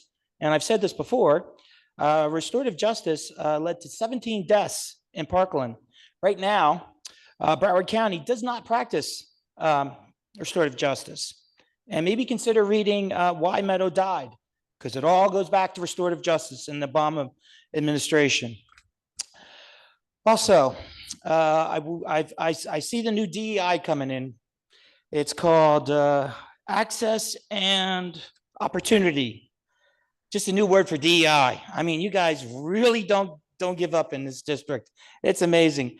And I loved how Mr. Guy was saying how excellent Rose is doing and how excellent Payne's doing grade wise, but I don't think that's the real numbers. It's quite entertaining for me, I must say.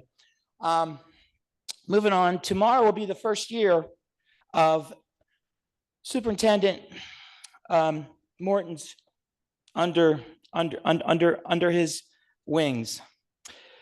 You know, we just had a wonderful sports night. Sports is all around merit. That's what sports is.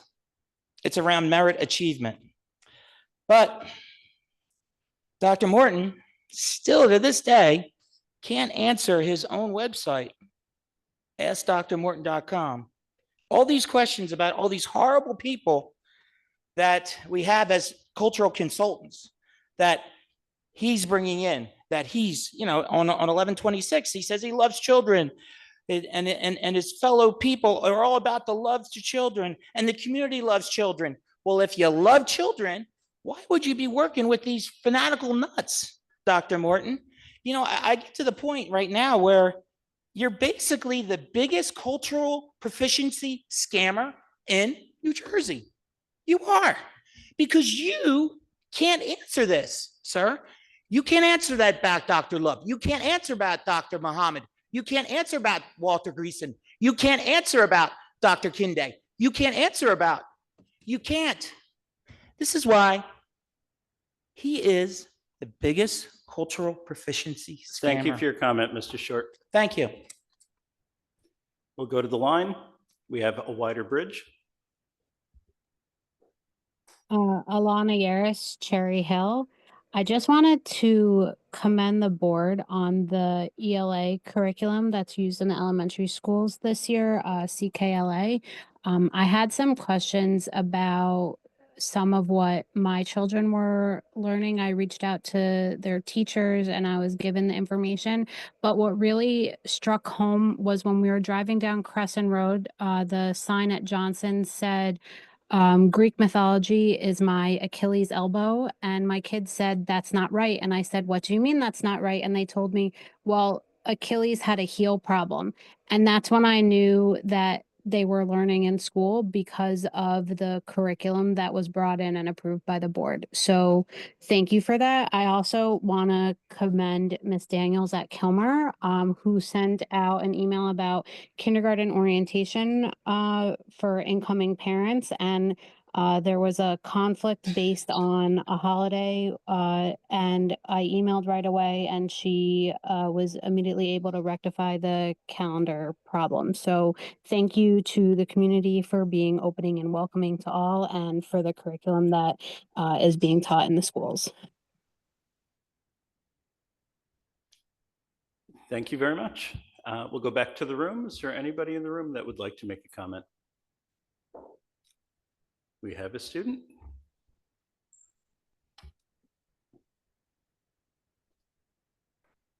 Okay, just waiting for the timer. Hello, Salam Barakatab, Cherry Hill East. I'm just speaking as a community member, not as the BOE rep of East, but I just wanted to bring attention to East's Multicultural Day, which is the parent night is this Thursday from 7 p.m. to 9 p.m. in the East Auditorium. And it features performances by the Vietnamese Culture Club, the Korean Culture Club, African American Culture Club, Indian Cultural Society, Filipino Cultural Society, and the Chinese Student Association.